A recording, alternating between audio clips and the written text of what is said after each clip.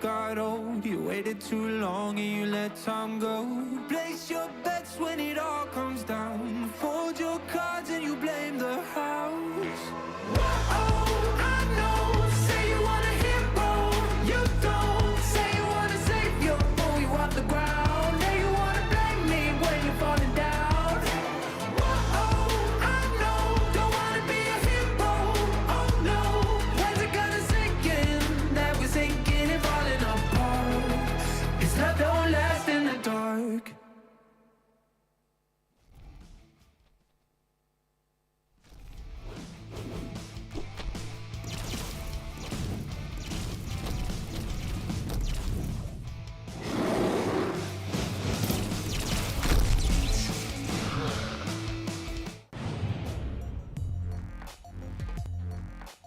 全城矚目，萬眾期待 Marvel Snap 首屆全球性賽事正式登陸香港，總決賽將會喺8月27號數碼港商場進行，年度電競界壓軸盛事，你不容錯過。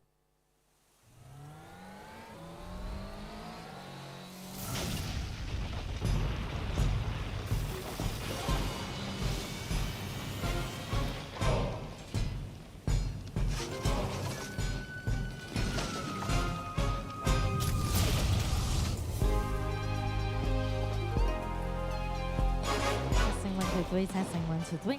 Hello, ladies and gentlemen. Our tournament today is about to begin. Please be seated. Please kindly fix all your mobile devices to silence mode. Thank you so much for your cooperation. Hello， 現場咁多位嘅朋友，我哋今日嘅賽事好快就會開始㗎啦。咁大家咧可以將你嘅手提電話以及響鬧裝置調至靜音模式，亦都歡迎大家嚟到舞台前方嘅位置，揾翻個靚位坐低一齊欣賞賽事㗎。 Can't you see you're not ready? My arms are getting heavy from the weight of the world. It's up to me and I'm getting sweaty. Is it too much to hold? 1,000 voices whisper noise. They play my fall from grace. Oh, I know. Say you want a hero, you don't. Say you wanna save your boy off the ground. Now you wanna blame me when you're falling down. Oh, I know. Don't wanna be a hero, oh no. When's it gonna sink in that we're sinking and falling apart? 'Cause love don't last in the dark.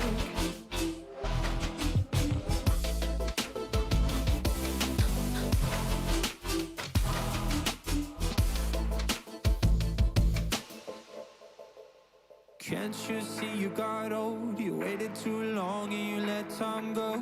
Place your bets when it all comes down. Fold your cards and you blame the house. 1,000 voices whisper noise. They play my fall from grace. Oh, I know. Say you want a hero, you don't. Say you wanna save your boy off the ground. Now you wanna blame me when you're falling down. Oh, I know. Don't wanna be a hero, oh no. When's it gonna sink in that we're sinking and falling apart? 'Cause love don't last in the dark. Whoa, whoa. Love don't last in the dark. Whoa, whoa. Can't you see you got old? You waited too long and you let time go. Place your bets when it all comes down. Fold your cards and you blame the house. Oh, I know. Say you want a hero, you don't. Say you wanna save your boy off the ground. Now you wanna blame me when you're falling down. Oh, I know. Don't wanna be a hero, oh no. When's it gonna sink in that we're sinking and falling apart? 'Cause love don't last in the dark.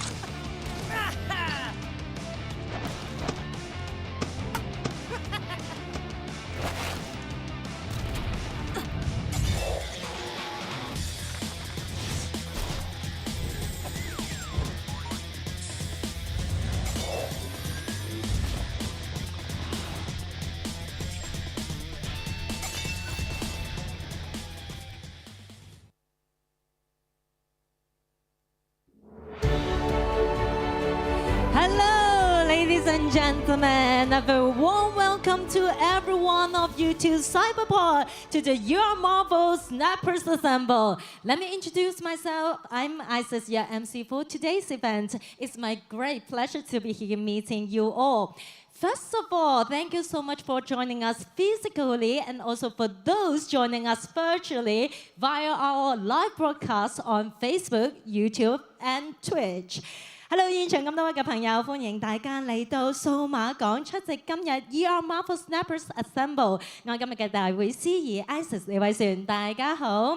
咁首先喺度啦，非常之歡迎大家嚟到現場，甚至乎係透過直播喺 Facebook、YouTube 同埋 Twitch 支持我哋嘅咁多位觀眾。Marvel Snap is a fast-paced, award-winning collectible card game with innovative mechanics that has been called accessible and utterly brilliant, and one of the best card games today. Build your deck of 12 cards. Each card represents a Marvel superhero or villain, each with a unique power or ability. The goal of the games is to outsmart and outwit your opponent. From its release in October last year, there are an average of over 1 million active players every day. 講到 Marvel Snap 漫威瞬戰超能啦，就係一款卡牌對戰遊戲嚟㗎，用咗12張嘅卡牌嚟到打造專屬嘅牌組，而每一張卡牌上面都有漫威超級英雄同埋反派，而且咧每一張卡啦都有特殊嘅力量同埋獨特效果。當然，遊戲最終嘅目標咧就係要智取對手啦。我哋嘅遊戲咧由上年10月開發到而家，平均每日啦都有超過100萬活躍嘅遊戲玩家用戶㗎。Hosted by ER Esports, ER Marvel Snapper Assemble is the world's first officially authorized tournament and is garnered an incredible response with 685 participants from 41 countries signing up. 由我哋 ER Esports 主辦嘅 ER Marvel Snappers Assemble 係全球首個官方授權嘅比賽，一共咧都吸引到嚟自41個國家，總值咧係685名嘅參賽者報名參加，所以話咧報名情況都係非常之踴躍㗎。Also, we would like to extend our sincere gratitude to our sponsor who have made this event possible in no particular order, including Cyberport, Beast Kingdom and Senate。喺度咧，謝咗大家熱烈嘅掌聲，不如我哋都多謝啦，支持今次活動嘅一眾贊助商，排名不分先後，包括有數碼港、野獸國同埋 Senos， 咁可以令到我哋活動咧咁順利進行㗎。Starting from this morning, we have completed the ER Marvel Snapper Assemble semifinals and the third place match. Now it's time for us to move on to the highly anticipated ER Marvel Snappers Assemble KOL Influencer Contest and the Grand Final. 相信大家都知道啦，我哋今朝早好早已經開始啦，已經完成咗有 ER Marvel Snapper Assemble 嘅4強賽事以及季軍賽。嗱，接住落嚟嘅時間呢，我哋將會為大家帶嚟萬眾期待嘅 ER Marvel Snapper Assemble 嘅 KOL 明星賽，以及我哋非常之吸引嘅總決賽。Marvel Snap is led by former famous esports card game director Ben Brode. His game designs integrate elements of RNG, which introduce exciting and unpredictable factors into the gameplay. These elements create captivating moments that amplifies the excitement of the game. Marvel Snap 啦就係由前著名卡牌電競遊戲總監 Ben Brode 帶領㗎，有佢嘅遊戲啦，通常都離唔開有 RNG 嘅元素。遊戲雖然啦都存在好多不可控因素，但係咧其實都創造出好多唔同嘅有趣時刻，令到比賽咧係更加精彩刺激㗎。Ladies and gentlemen, let's watch the following video featuring his remarks now. 現場咁多位嘅貴賓，我哋一齊嚟到欣賞以下片段，睇下佢有咩同我哋講啊 ！Please enjoy. Congratulations to all of you for making it this far. I wish I could be there in Hong Kong with you. Now, I know the competition to make it this far must have been incredible, but you did it! Congratulations! No matter what happens from here, I hope you have fun and make new friends. Thank you for being a part of the Marvel Snap community, and thank you for playing. From all of us at Second Dinner, thank you. Thank you so much, Ben. Without further ado, let's give a round of applause to welcome our 4 KOLs who will be participating in the ER Marvel Snap Assemble KOL Influencer Contest. They are Lemby from Singapore, woohoo! KM Bass from the United States, Kawa from Ireland, last but not least, Xitian from Taiwan. 事不宜遲，舞台上方大家可以見到有我哋 ER Marvel Snappers Assemble KOL 明星賽嘅4位 KOL。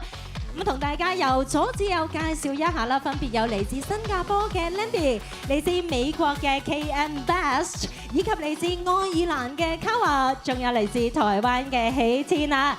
Okay, let's take a picture together. A big smile to the camera. 俾啲熱烈嘅掌聲，我哋歡迎4位 KOL。And a round of applause to welcome our 4 KOLs。好啦，麻煩工作人員咧準備咪俾佢哋，因為要同佢哋傾一傾偈先啦。First of all, I would like to invite all of you to introduce yourself one by one. 大家好，我是 Lemby， 来自新加坡。Nice to meet you guys. Woo! KM Best. I'm KM Best from the United States, and I'm so excited to be here. Woohoo! My name is Kawa. I'm from Ireland, and I'm super excited to be here. Thanks for having me. Hello， 大家好，我是喜天，我是从台湾来的。对，那有在看直播的朋友，就是应该台湾朋友很多，买电脑找喜天，我一定要宣传一下，谢谢。Woo! Thank you. Okay, once again, welcome on stage. And now I have a question for Singapore participant Lemby. 我应该问你普通话的还是英语的呢？ Let's go with English. English. Okay, so how are you feeling right now? Really excited to be here. I didn't really fly a long way like some of these guys, but it's still really great to be invited out to this event. Oh, you make friends already? I knew these guys from a long time ago. Oh, long time ago. So let's have another question for KM Bass. Do you enjoy playing Marvel Snap? Of course. How much? 1 to 10? 20.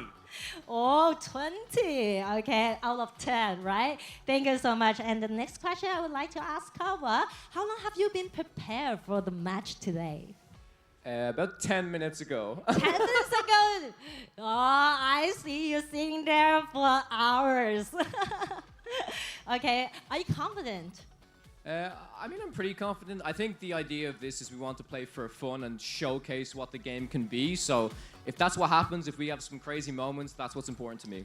But it's meaningful, right? Of course, 100%. Thank you so much for participating. 最后想要问一下喜天有什么样的策略对着这么强劲的对手，你有信心可以胜出吗？当然来就是要赢的。哇，这个态度不错，掌声在哪里？那希望呢大家都可以好好的表现 ，OK？ Thank you so much. And now we will proceed to the drawing session to determine your opponent. OK？ 跟住落嚟嘅時間呢，我哋就會睇下邊位對邊位啦。咁所以呢，我哋麻煩工作人員準備先。一陣間我哋會有2組嘅賽事嘅。So now you may spin it and take out a ball from this box. Spin it. And take out the ball. Okay, don't touch it, just hold it. Okay, 而家我哋每人手上面咧攞住個抽籤波波先。Okay, just hold it. I will count. Okay, on the count of 3, you can open it and check which group you are in. Okay, 我哋全場朋友一齊倒數3聲啦喎。Are you ready? Should we all count together? 3, 2, 1. Okay, let's show the card to the camera. Who will be participating in Group A? I can see KM Bass and Kawa in Group A, and Lemby, Xitian in Group B. Okay, so now I would like to invite Lemby and Xitian. Please be seated and let's take a rest. And for KM Bass and Kawa, please remain on stage. Group A, remain on stage. Thank you. Thank you. 好，我哋掌聲俾喜天還有我哋嘅 Lambi, please be seated. Oh, KM Bass here. KM Bass, come back. KM Bass, come back. Yeah, you two come back. You can be seated. Yeah, please be seated. Okay, so now we still have 1 procedure before you get ready. This is about the restriction. So I will be the one to randomly select a restriction for you out of the 3 preset options. Am I going to the middle one? What do you think? What do you think? The middle one? Middle or right or left? What do you think? This one? Okay, let's do the restriction. The restriction, animal related only. Wolverine, Spider-Man, Ant-Man, etc. 睇嚟佢哋唔係好想有一個嘅 restriction 啦，淨係可以同動物相關嘅一啲嘅 character. Okay.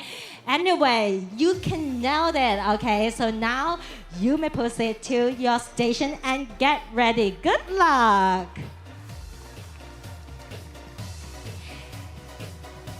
So ladies and gentlemen, furthermore, we will have a live broadcasting online on YouTube, on Facebook, and also on Twitch. ER Marvel Snapper Assemble is a groundbreaking tournament, being the world's first officially authorized event that has attracted participants from across the globe. Today, we have 3 major live streaming channels accompanied by our 6 casters. ER Marvel Snappers 啦，整個嘅遊戲啦都係非常之受歡迎啦。咁作為咧我哋嘅呢個嘅 ER Marvel Snapper Assemble 啦，全球首個官方授權比賽，除咗參賽者嚟自5湖4海遍佈全球之外，今日我哋透過直播咧都會俾好多嘅朋友一齊嚟到收睇。大會亦都特別邀請咗有6位嘅 caster 啦，為我哋進行評述㗎。So for our Facebook live stream, we have Garfield and Thunder from Hong Kong who will be broadcasting in Cantonese. Facebook 嘅朋友咧可以留意會以廣東話廣播。我哋咧就有嚟自香港嘅加菲同埋賭 Sir. For our YouTube live stream, we are delighted to have Xiaolan and Xitian from Taiwan who will be commentating in Mandarin. 嗱 YouTube 方面是普通話嚇 ，YouTube 嘅話咧，我哋有普通話嘅廣播，嚟自台灣嘅小南同埋喜天咧會為大家評述㗎啦。Last but not least, we have Lambi from Singapore, and also we have is Lambi here? Yeah, Lambi from Singapore and the Cara. Only Lambi from Singapore for us for the caster. Lambi will be the one responsible for the English section. So he'll be broadcasting on Twitch. 咁 Twitch 嘅話咧，我哋得翻1位 caster， 因為咧我哋嘅 KM Bass 已經喺度 ，and then 原來阿 Kawa 都喺度，咁所以咧我哋變咗喺 Twitch 方面咧，阿 Lambi 就會幫我哋評述㗎啦。好，咁接住落嚟嘅時間咧，相信大家都非常之期待啦，係咪咧？咁啊見到佢哋都好認真啦，去揀選翻唔同嘅角色嘅，因為頭先都抽咗一個 restriction 啦，就係只可以用動物相關嘅噃。So ladies and gentlemen, here comes the most long-awaited moment. Let me hand over the stage to our caster， 將時間交俾我哋網上面嘅 caster 同大家評述。Yo, what's up, everybody? How's it going? Yo, hello. We're just waiting for the players to build their decks and we can begin. Sorry, what do you think about this format, the only animals restriction? It's kind of weird, isn't it? Definitely, there are not a lot of cards that are actually just animals. You have like Zabu, Lockjaw, but you have a lot of heroes as well with animal names. So I think we're gonna have a lot of opportunity to see our competitors dive deep into the Marvel lore for some really creative hero names and in order to fulfill this challenge. Yeah, so it's going to be quite interesting because it's not just animal cards, it's animal-like cards. So there's a lot of things like we were experimenting. There's like the obvious ones like Orca. Orca's a whale, there's Jeff. There's also a bit more out there ones like Wolfsbane. Wolfsbane is not really exactly a wolf, but you know, it's a wolf person. So yeah, we are just going to be waiting for the players to begin right now. But currently, Game 1 of the influencer match will begin, and it's a BO1. Game 2 will also be a BO1, and then the final BO1 to round out the influencer finals. And last but not least, the ER MSA finals, which will feature Toriko here. And then we will round it out with the closing ceremony. Also, as you can see, for the influencer contest, which I'll be playing in later as well, you can see this extremely interesting life-size Love and Thunder Thor hammer. I have no idea if I win this, how am I going to bring this home, but we'll win it and we'll figure it out. It's a really interesting prize that I do really want to get my hands on.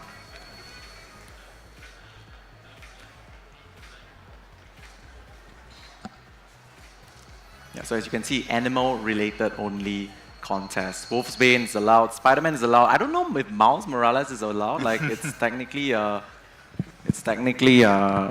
spider as well.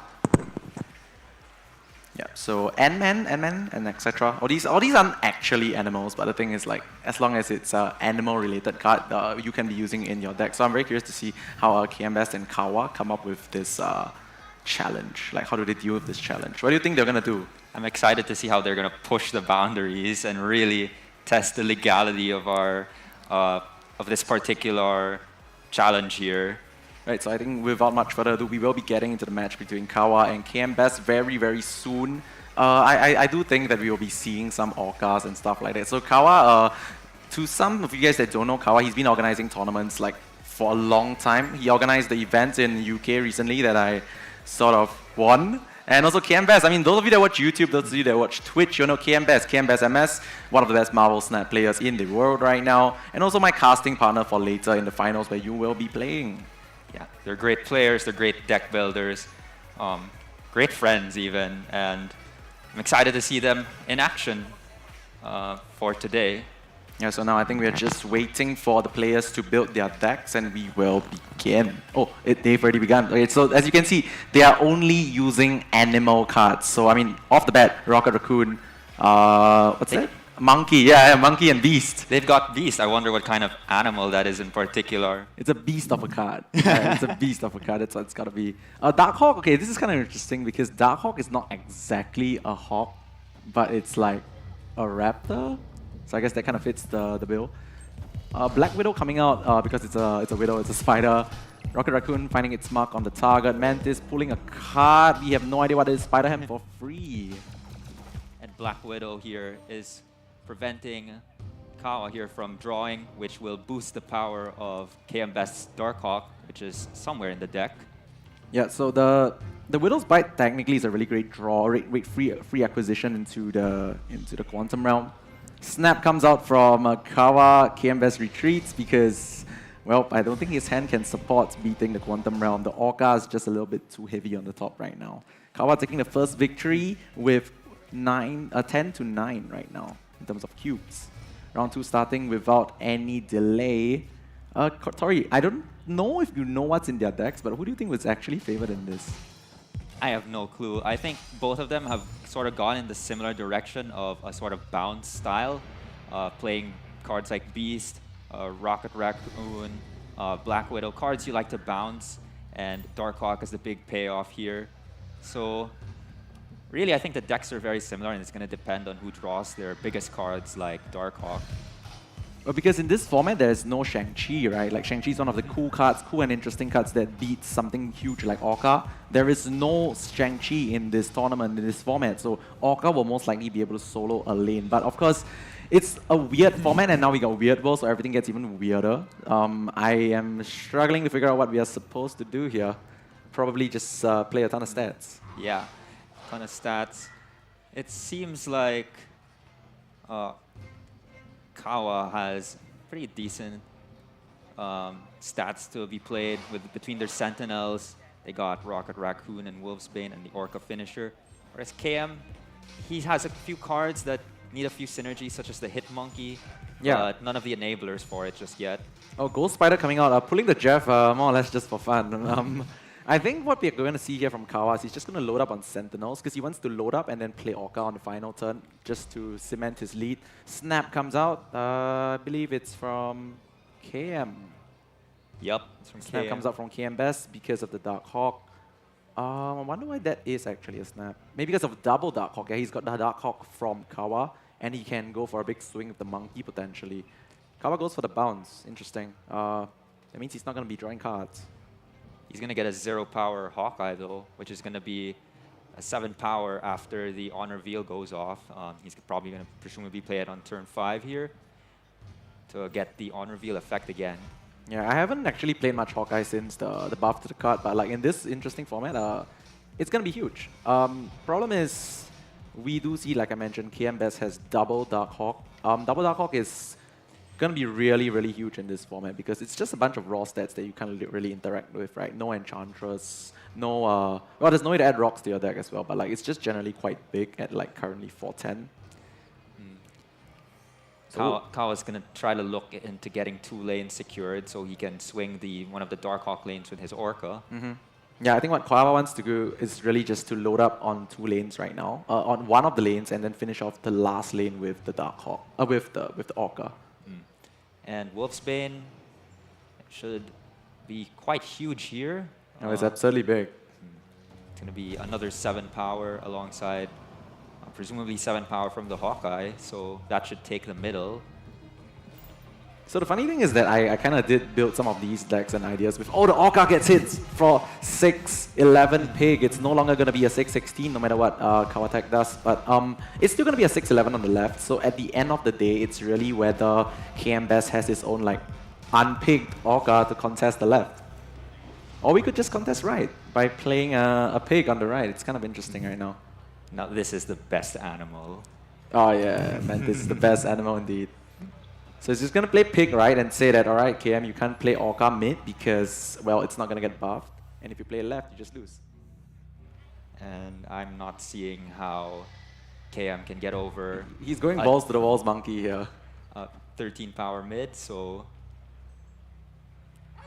It's not going to be enough, isn't it? That is going to be 2 cards, so monkey will be 6. That's only adding 3 power. It won't be enough. It won't be enough. But I have a feeling KM Best is going to play this out.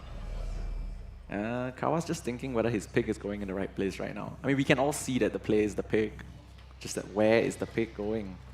He's going to pick the weird wall. Or is he going to pick far left? We know that either place the pig gets played actually. If KM Best has locked in this play, it's actually going to work out, right? It's going to work out.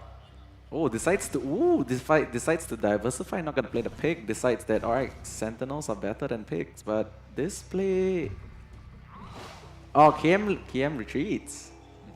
I'm slightly disappointed here. Yeah, Sentinels are not animals. You know, Sentinels are not animals, but we kind of did get that for free from the Orcus Forge, so beggars can be choosers. Kawatek taking another quick win. I think this time it's currently 10-8, 10-7.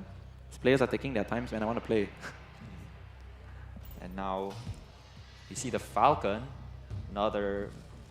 So it's a Beast Falcon sort of deck here. It can bounce the Rocket Raccoon later on. Yeah, I think it's kind of cute though, but like every time I see the Orca and Kawasan, I'm just like, this is one big bad dude, and like they're just solos a lane in this format. Jeff drops one of the best cards in the game right now. If you don't have it right now, consider buying it for 6,000 tokens. It's super worth your money. Just saying. Or it's going to, in 2 more weeks, it's going to be featured in one of the spotlights, I believe. Yeah, it's going to be getting you new art if you don't have it already. If you have it already.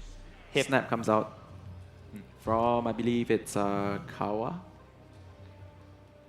So just deciding what he wants to do right now. He can do a lot of things. His hand is relatively cheap outside of the Orca, so considering like maybe going for a double bounce, going for a double play on the Rocket Raccoon, playing it and then, decides not to bounce the Rocket Raccoon. Interesting. He sees the Dark Hawk on 4 into Orca on 6 later on, which is just a ton of stats.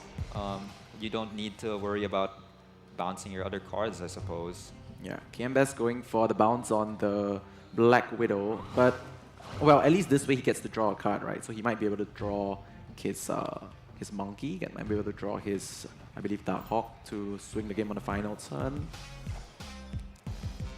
We're going to have Bifrost move a bunch of cards over this turn.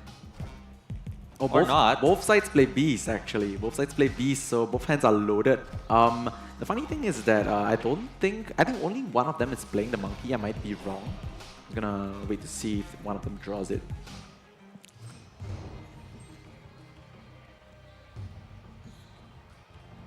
Alright, so the multitude of options for both players right now, with beasts being played, many cheap cards in hand. But the problem with all these cheap cards is there is no actual payoff because KMBest runs the monkey, but he is not drawing it. Kawatek, on the other hand, though, has the cheap cards and the monkey and the Dark Hawk and the Orca. His hand is super loaded with good cards and stats. So I think just based on what I see right now on the board, Kawa is in the lead. Of course, Dark Dimension can be confusing and scary to play into sometimes. Yeah, he just needs to secure 2 lanes and set up the Orca. Once again, Orca being the big star of this format. Yeah, we haven't actually seen it being played for its full value yet, right? It got picked in the previous round. Like, I don't want to see a pick, I want to see an Orca, a big, scary 6/16. Orca is also quite the animal. I a love beast this. Alright, Spider-Man coming out, pulling to the left. Oh, that's not significant, is it? Spider-Man is still big. 5 stats is quite a lot as well. And here we're going to see Jeff and Falcon, actually. Oh, so I believe Kawa intended to have the Rocket Raccoon bounced by the Falcon, but did not happen Right, so because now, of the Dark Dimension. Now we have confirmation that Miles Morales is indeed an animal. It's Miles Morales is a spider. We have determined that because it's seen in KMBest's hand right now. He's deciding to play the Orca for no additional stats and value because Kawa is super incentivized to play on the left into the Spider-Man lane, which means he might steal. Oh, Kawa just retreats. Yeah, if KM is counting, he knows that if an Orca is in Kawa's hand, it's been hit by Scorpion twice, so it won't be able to have more than 10 power on the left. Yeah. So now we are, I think, 1 round away from the high-stakes portion of the game. Kawatek looking like he has a very smooth hand of 1, 2, 3. KMBest as well, actually, 1, 2, 3, and 4. Vouchers, 1 card we have not seen dropped onto the board yet, but I think with the Ghost Spider, it's an interesting tech. Yep, and it's more stats. Alright, Mantis, interesting card in this format, gets to pull a card from your opponent's deck. Beast comes out, bouncing the Mantis, letting him go another round. Also, the Voucher comes out without the Ghost Spider in hand yet for KMBest. Ooh. Strange. You would have wished that he could have played the Vulture onto that Strange Academy, but here we're just going to see Spider-Man played onto the Dark Dimension. So perhaps late in the game, it could be used to secure the lane for Orca, to pull a card and leave Orca by himself. Yeah, if I'm Kawa here, I'm already trying to think of playing a huge monkey on maybe turn 6 because the hand is going to get relatively cheap soon. Okay, Jeff comes out. Jeff is one of those cards that like I feel it's just in almost every deck. It's just the best card, one of the best cards in the game right now. 2 versatile, 2 flex. But we do see KMBest pick up the Orca, which could solo a right lane. We haven't actually seen it do that kind of thing yet, but we do want to see that it could work.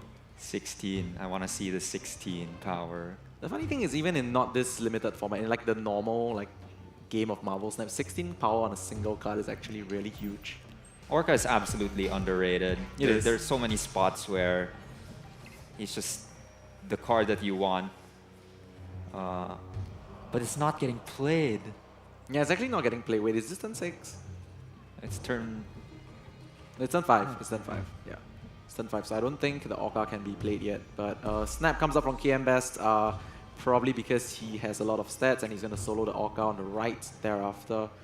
Kawa's probably thinking of just loading up the board with stuff, possibly including a monkey as well. Yeah, the Beast coming in handy with all the cost reduction. Mantis was played so many times, but we don't have cards like Bishop or Angela in this format. Yeah. Angela would be so great in this deck with so many cheap cards. Orca gets picked again. We are never going to see the big whale. It's always going to be a pick. 6-11 pick might be enough to solo the right lane though. But once again, we never get to see Orca at its full potential. It's very sad. That is still an absolutely huge hit monkey. So Kawa just knows that KM has this huge pick in his hand. Whether it's enough for him to come out on top with his monkey play, I'm not sure. We'll have to see. It might not be, unless the hit monkey can get over the line on the left. There's also a Spider-Man, don't forget, in that lane. Oh so yeah, one of those cards is lane. going to the right location and we don't know what it will be. It'll be random. I don't think Kawa is actually having Spider-Man on his mind. This would be a potential game changer, right? Because the Spider-Man could pull something out and reduce the power of the Orca.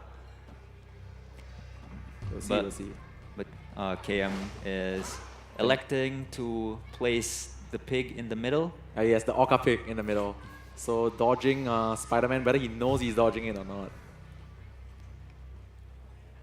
Okay. Waiting for Kawa to make the big plays.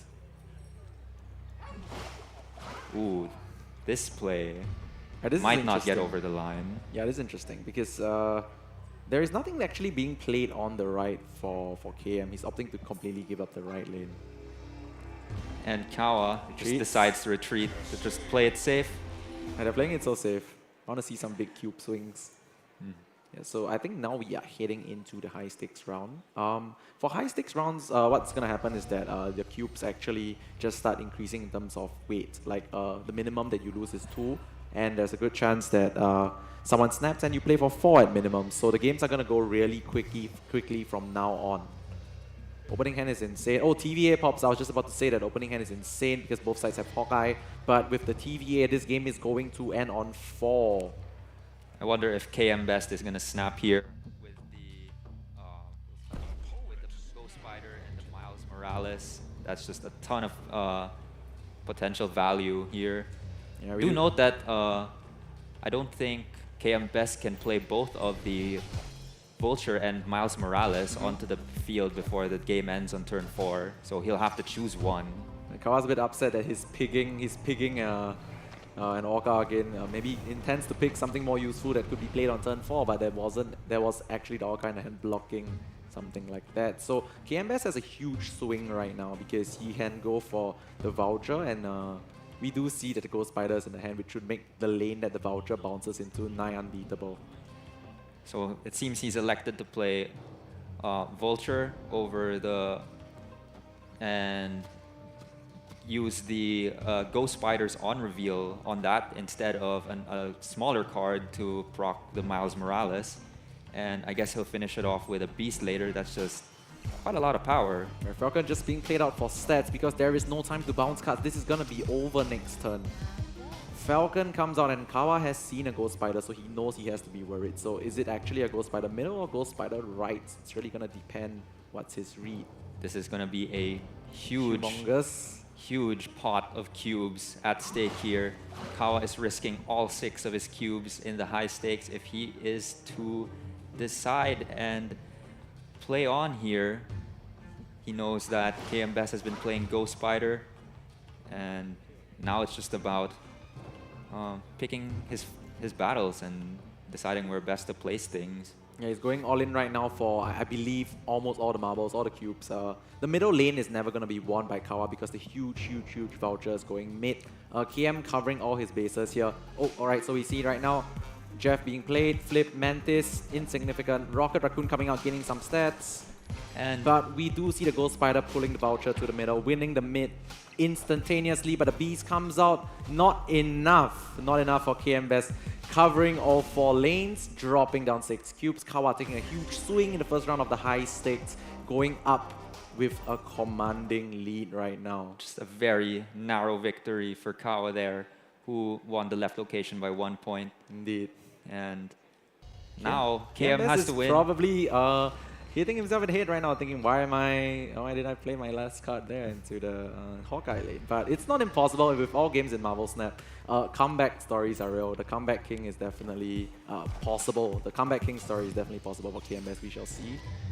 It definitely is. You just have to take the game one at a time. You can't just think, oh, I have to win 3 in a row here. The more I look at this Hawkeye, the more I feel like it's insane in this format, isn't it? It's so big. I mean, when you curve out like this is where the comeback starts, right? Yep. Alright, got to pick off the Orca for KM. Every time we keep talking about Orca, we realize it gets lost in the pick stories after really, really quickly. So KM's hand is relatively straightforward here, just playing out cards on curve. Kawa, on the other hand though, thinking of playing out an early monkey to be bounced back for a big swing on 6. What do you think about that? So monkey, you play monkey now. I think it's a pretty good line.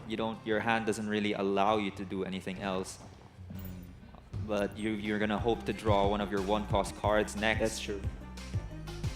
I mean, we could actually see the monkey come down on turn 5 and still the Orca on 6. Ooh, but oh, that's perfect. Wow, that is such a perfect top deck for Kawatek right there. Villain on the curve. Can even go for the Orca on 6 plan by dropping the monkey on 5.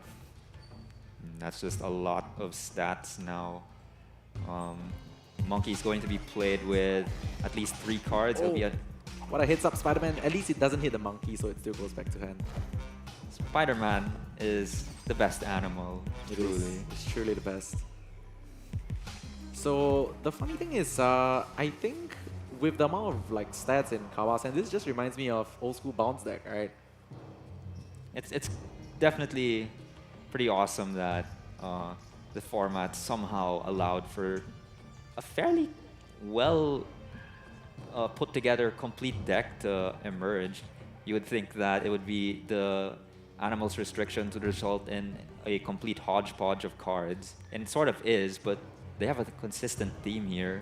I mean, okay, for what it's worth, I think this animal restriction is super loose. Like, okay, Spider-Man is not an animal, okay, but the restriction was technically animal-related card. So yeah, I mean, Peter Parker did get beaten by a spider, so not exactly wrong.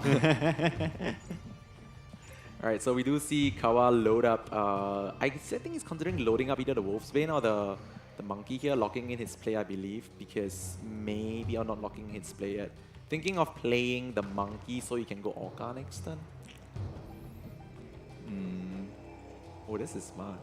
Wolfsbane is, well, I guess because of the Mantis being lost, that's just one less card for Monkey to be played alongside. And that's just disincentivizing that play from happening. Oh, hits the Black Widow. That is the most expensive card in KM Best's hand. So this just gives Kawa all the information that he needs, because the biggest thing in KM Best's hand is Scarlett Johansson. I love the Jeff just going into Miniaturized Lab. Nothing stops him. Exactly.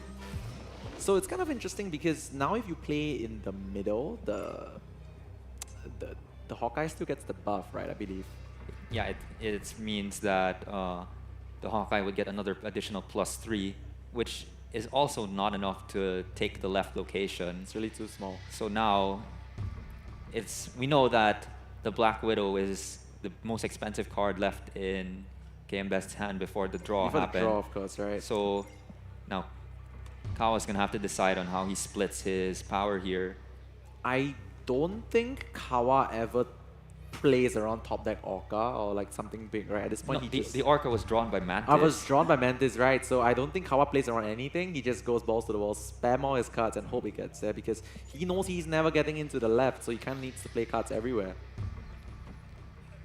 And it seems like KM Best is finally going to run out of options here.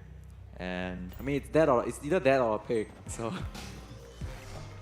Spider-Man, Miles Morales comes down, Ghost Spider, pulls nothing, Spider-Ham just for the stats, hitting the other Orca, but it's 12. Is 12 enough? 4. Oh, how big is that? It is not 5. enough. It's not enough. It's not enough. And we continue on. We continue trudging on this potential comeback story from KM Best right now. 2 more to go.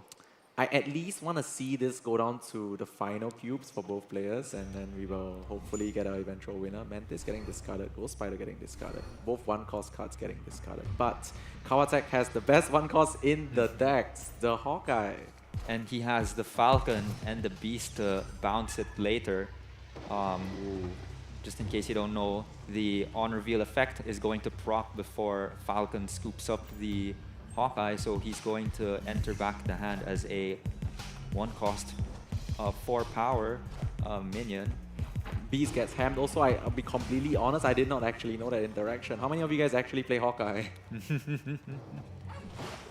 Right, so Jeff going mid is one of the best things you can put in Mio Island because it's going to grow and grow and grow, and then you can shift it thereafter. Hawkeye comes down along with the Jeff to get the stats rolling. But KMBest did lose his Ghost Spider, so it's a lot of a swing that you're not getting. Besides the +5 from the Vulture potentially being lost, you're also losing 3 energy from discounting the Miles Morales. It was, in hindsight, it's just a really unfortunate discard for KMBest here, as he decides to beast these 2 cards. It seems like the middle location is a lost cause now. Yeah, I agree. I think the decision to actually beast all these cards is to say that, alright, I want to redo my cards in a different location. I want to go to the other Mio Island, start buffing stuff up, and maybe solo with the Orca on the final turn. Lambi, is this going to be the first time we finally get to see our fully powered Orca? Can I just say that I have never played Orca in my deck in my life, and I've never seen it go to 16. So from a caster perspective, I kind of want to see the 6-16 Orca win a game. We shall see. Let's do it. Let's do it, man. Okay, that being said though, it's actually not turn 6 yet, and we need to see Kawa make crucial decisions on where he wants to play his cards. I think he also kind of knows that he wins the mid, because KMBest clearly is giving up on beating the middle. Spider-Ham hits the Wolf's Bane, insignificant. Okay, well, it's actually kind of significant for the final turn. Scorpioning a pig, down to 4-0, 3-0. Oh, we're gonna get 2 We're gonna get Orcas. double Orca showdown on one of these lanes. I mean, it's kind of clear for Kawa where his Orca is gonna go, right? Just big question of where the Jeff goes. I feel like if Kawa is so sure that KMBest gives up on middle, he just shifts the Jeff to the left or right, and to the left, of course, to call it a day. I don't think it matters. He's just too far ahead. But I'm just really happy we got to see. Oh, we're only gonna see 1 Orca? We're gonna see the Orca without its effect, but at least we get to see the Orca on the board and not a pig. Yeah, this is not a pig show, it's an Orca show. And KMBest locks it in, whether it works out or not. Widow's Bite on the right, Orca on the left, going to 16, but Kawa's Orca is supported by Falcons, Widows, and Pigs, and wins the show match. Congratulations to Kawa in this nail biter. Clap. That was interesting. I love that format. Yeah, so I feel like that format was really interesting because like we never play some of these cards in normal situations. Like I was mentioning earlier, when are we ever playing Hawkeye or Orca?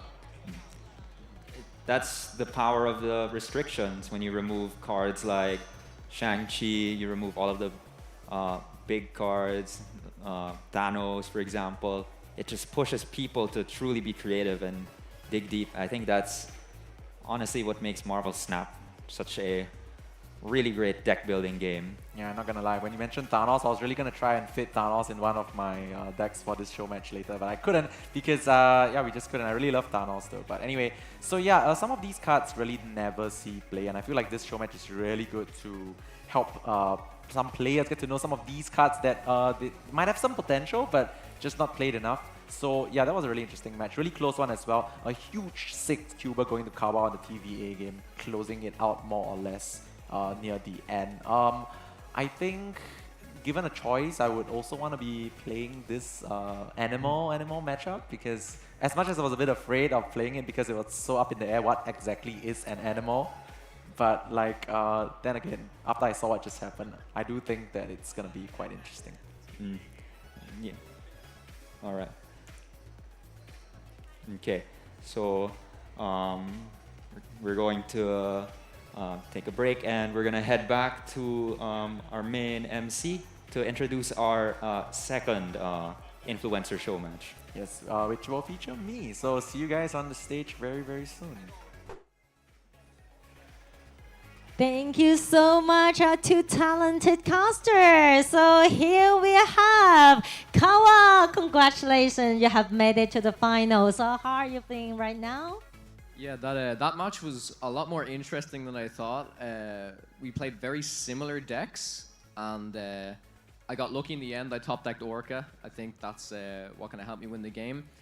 But if this is your guys' first time watching Snap, as you can see, there's a lot more that goes into it than you may think. A lot of kind of decisions and mind games. But yeah, I think the game was really, really interesting. There's a few things I think I could have improved upon, but in the end, I came out on top, so yeah. But for what you have just mentioned, you have just prepared for 10 minutes. Is that true? Well, basically, we just decided that we'd play very similar decks, and I think towards the end, we just swapped 1 or 2 cards because we were trying to figure out what's the best deck we can play with the animal restriction. But that was a lot more fun than I thought it would be. Like, there was a lot more that went into the game than we thought initially. The biggest card that we played at the end was the Orca, and I top decked it, so I was really lucky. But yeah, that was a really, really fun match. So probably you will have another restriction during final. Maybe it's funny, interesting, or challenging. We don't know. But how do you feel right now? Are you confident in winning the champion? I mean, it all depends on the restriction, I think. We've got 2 other restrictions that might be shown off. So there's one deck I'm quite confident in. The other one, not so much. But yeah, I guess we'll see. Okay, you're bringing meaningful messages and also incredible performance. Thank you so much. And now please be seated. A great round of applause to Kawa. Woohoo! So next, may I also have the honor to invite Lenbi and Xitian to come to the stage. Woohoo! Okay, this way please. And also let's take a picture to capture this moment. 好，我们先来看一下镜头，来一张合影。OK， 要 one more pose， 再来一张可以吗？他们会有一个姿势 ，OK？Just hold this gesture. Yeah, very good. Hold the pose. Thank you. So now I will be the one to select the restriction for you randomly. Are you excited? Let's go. Okay. It's 50-50. Left or right? Left or right? Left or right? Yeah, you're going for the right? Yeah. Here we go. This is the female characters only. Wow, they are clapping loudly. Okay, do you like this restriction? I mean, some of the most powerful cards in Marvel Snap are female cards, so 应该是可以吧？就试试看咯，对，试试看啊，对。好，两位好好的发挥。So now you may make your way to your station and let's get ready。好啦，呢個時候咧，亦都交翻俾我哋嘅兩位 caster 啦，同我哋去評述啦。So now I will hand the floor back to our 2 talented casters.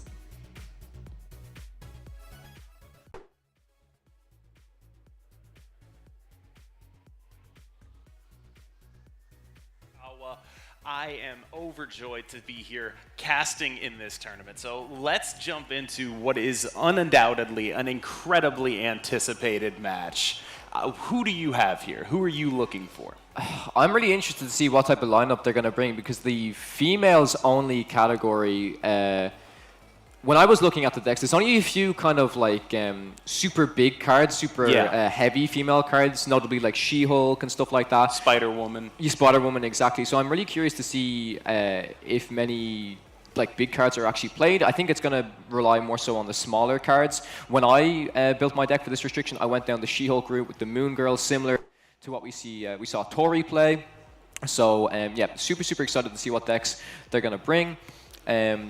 Yeah. So the schedule here, we're in game 2 of the Influencer Contest, which should last about 45 minutes, and then we'll go to the final of the Influencer Contest featuring my casting partner Kawa over here, and whoever wins this match.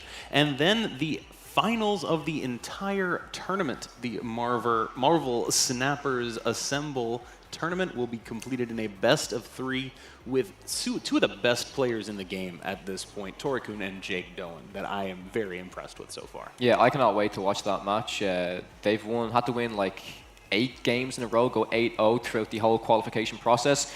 They have made it to the finals, so it's going to be a really exciting match. I cannot wait to see that unfold. But yeah, we're going to have Lambi playing in this final, and oh, this is what we get if we win. This is the prize, a life-size Mjolnir statue. The Mjolnir from Thor Love and Thunder, the one that Jane Foster used, broken apart the original Mjolnir. So, what are you going to do with it if you win? I want to try find out how I can bring it home, because I don't know if I'm going to have the space to bring it home. But if I mean, I'm going to have to try to put it in the background. Yeah. I'm starting to build it out. I usually use my green screen, but I'm actually building a bit of a background, so I think it's going to be pretty nice. Cut a hole in the green screen shaped. A window for the Mjolnir, for sure. The restriction here of female characters only. When I did deck building for this earlier, there were 2 major archetypes. There was a She-Hulk Moon Girl deck, and then there was a Sarah deck. When I put the Sarah deck together, I realized, oh, I can just play Wave in here, and Wave, of course, good against both the Sarah deck or the She-Hulk Moon Girl deck. So this is a very, very interesting matchup. I suspect that Lambie is going to be playing something similar to what I was playing. I cannot wait to see what will be brought on the other side. Yeah, it's going to be super, super interesting. Interesting that you said Sarah. I didn't even think of that. My mind went straight to She-Hulk, but I think in general, if you can play a deck with Wave against the She-Hulk matchup, it's just so good, right? It's incredibly good. One of the cards that really stuck out to me was you could play Shauna Dazzler in this format and the Sarah deck, and that's actually just kind of large. It's a lot larger than a lot of the other things that you could do. So I wouldn't be surprised to see some cards that we never actually see. And this should be a highly anticipated matchup. I can tell you that when I lost, I got some play tips from one of the players in here, and it was not Lambie Series. Oh! I learned that I should have played the Ghost Spider to discount the Miles Morales in my hand before that, instead of going for the Vulture play during the TVA game. It's a very interesting conversation. More stats. Some high-level analysis there, I think, and I'm interested to see how this matchup plays out. Yeah, I'm super, super excited. Lambie, notably one of the best players within Marvel Snap at the moment, so let's see if he can perform on the main stage here. Lambie on the left. Oh, he has brought something absolutely off the wall.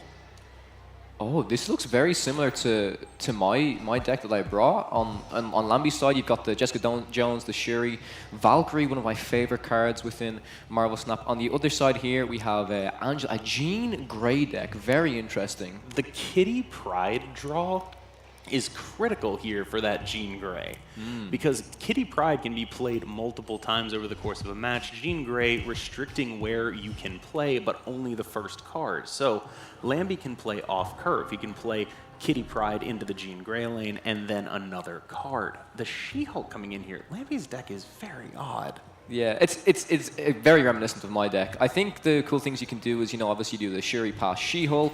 She-Hulk just works with Valkyrie. Sometimes it's a little bit strange. I love Jessica Jones as a card. You don't see it too much in the meta at the moment, but I think it works really well with cards like Storm and other kind of packages, so excited to see that there. Negasonic Teenage Warhead. Lambie has gone for some content plays here, it seems. Indeed. This is still going to work out really well here. Come down onto the Jean Grey lane, because it's going to jump across the board here, also proccing the Angela. And the Gamora is unable to be played into the Jean Grey lane. It's a very interesting spot, because the Jean Grey makes you so you have to play in that lane. Oh, Negasonic going to come down, but not necessarily in time to blow anything up this turn. It'll just blow up whatever comes down next Yes, turn. correct, because opponent has priority in this situation here. Okay, so we are about to see one of the weirdest cards in Marvel Snap, Negasonic Teenage Warhead. We're about to see how this is going to be navigated. Silk going back over. So now Lambie wants to kind of sacrifice a card. Does he get a good top deck of a card? Storm doesn't do anything too interesting so good. Here. The Kitty Pryde is going to end up dying to the Negasonic, but that's fine. And the Jessica Jones double on reveal. Wow. That is extremely impressive. Yes, that Jess is going to end up at 12 power. She's going to be so big. That is huge. And Lambie is out of here. Yeah, I wonder what he was thinking by playing the Negasonic there. I think maybe he could have thought he got his opponent. It was a Kitty top deck, wasn't it? I wonder what he was thinking playing Negasonic at all. Oh, man. But yep, we see the win come out there. Quick retreat from Lambie. Moving into the next game here. Actual Misty Knight? Is this actually just oh my god, this is actually just a 1-2 Misty Knight. What? I've never seen this ever in a non-Patriot deck. This is absolutely unbelievable. I thought I went for a content play because I didn't want to play a mirror, so I changed some of the cards in the deck, so it was weirder. And we were playing, but this. Oh my god. It seems like it's Misty Knight's just strictly worse than any other 1/2 female. Like it could be Mantis, and it's better. It could be Mantis, and it's exactly. at least 33% of the time, it's better. It's better. Still coming down onto the unrevealed lane here, and then Misty Knight. This is absolutely incredible. Notably here, though, we do have the Moon Girl She-Hulk combo in hand. We do, which is and nice. that is, okay. Hear me out. You wait on the collapsed mine until you play them. You play the Moon Girl on 4. You wait on the collapsed mine. That's on 5. That is perfect. This is. Well, the issue here is we have nothing to play in our hand at the moment, so we have to pass. Yeah. Yeah. So they die anyways. But if we did have a 3 to play, it would have been so perfect. If we top decked Storm, it would have been amazing. Yeah. Valkyrie. What is Valkyrie doing exactly? So I think what Valkyrie's doing is we have Angela in the deck, right? So if you can do Valkyrie on the Angela lane, it's good. If you're proccing Kitty a lot and you have a full lane, you can put Kitty. You can do Valkyrie Kitty. It does work with She-Hulk, but like you never really want to do it with She-Hulk, if that makes sense. So it's interesting to see it in there. Nevertheless, Moon Girl coming out. Lambi most likely going to pass here for sure. The pass into Jessica Jones, probably She-Hulk, yeah? No, Shuri. Shuri one of the She-Hulks? Yeah, you Shuri one of the She-Hulks. I was wondering if you'd want to spread across multiple lanes. Everything, every lane. Because the Silk means that you're going to want to put things in multiple lanes some of the time. Oh, it's also Limbo, so we've got another turn on top of this as well, yeah. That is actually so kind of interesting. He doesn't have to pass this turn. So should probably play but he does Shuri pass or... this turn. Oh, it does pass, okay. Maybe trying to set up for some sort of Valkyrie, like letting his opponent have Prio type of thing? Do either of these decks run Scarlet Witch? We don't know. That's a great question. But they could. They could run Scarlet. Yeah, they definitely could. Nebula scaling up once again. Very, very powerful card now. Lambi's like, Gamora, I got him.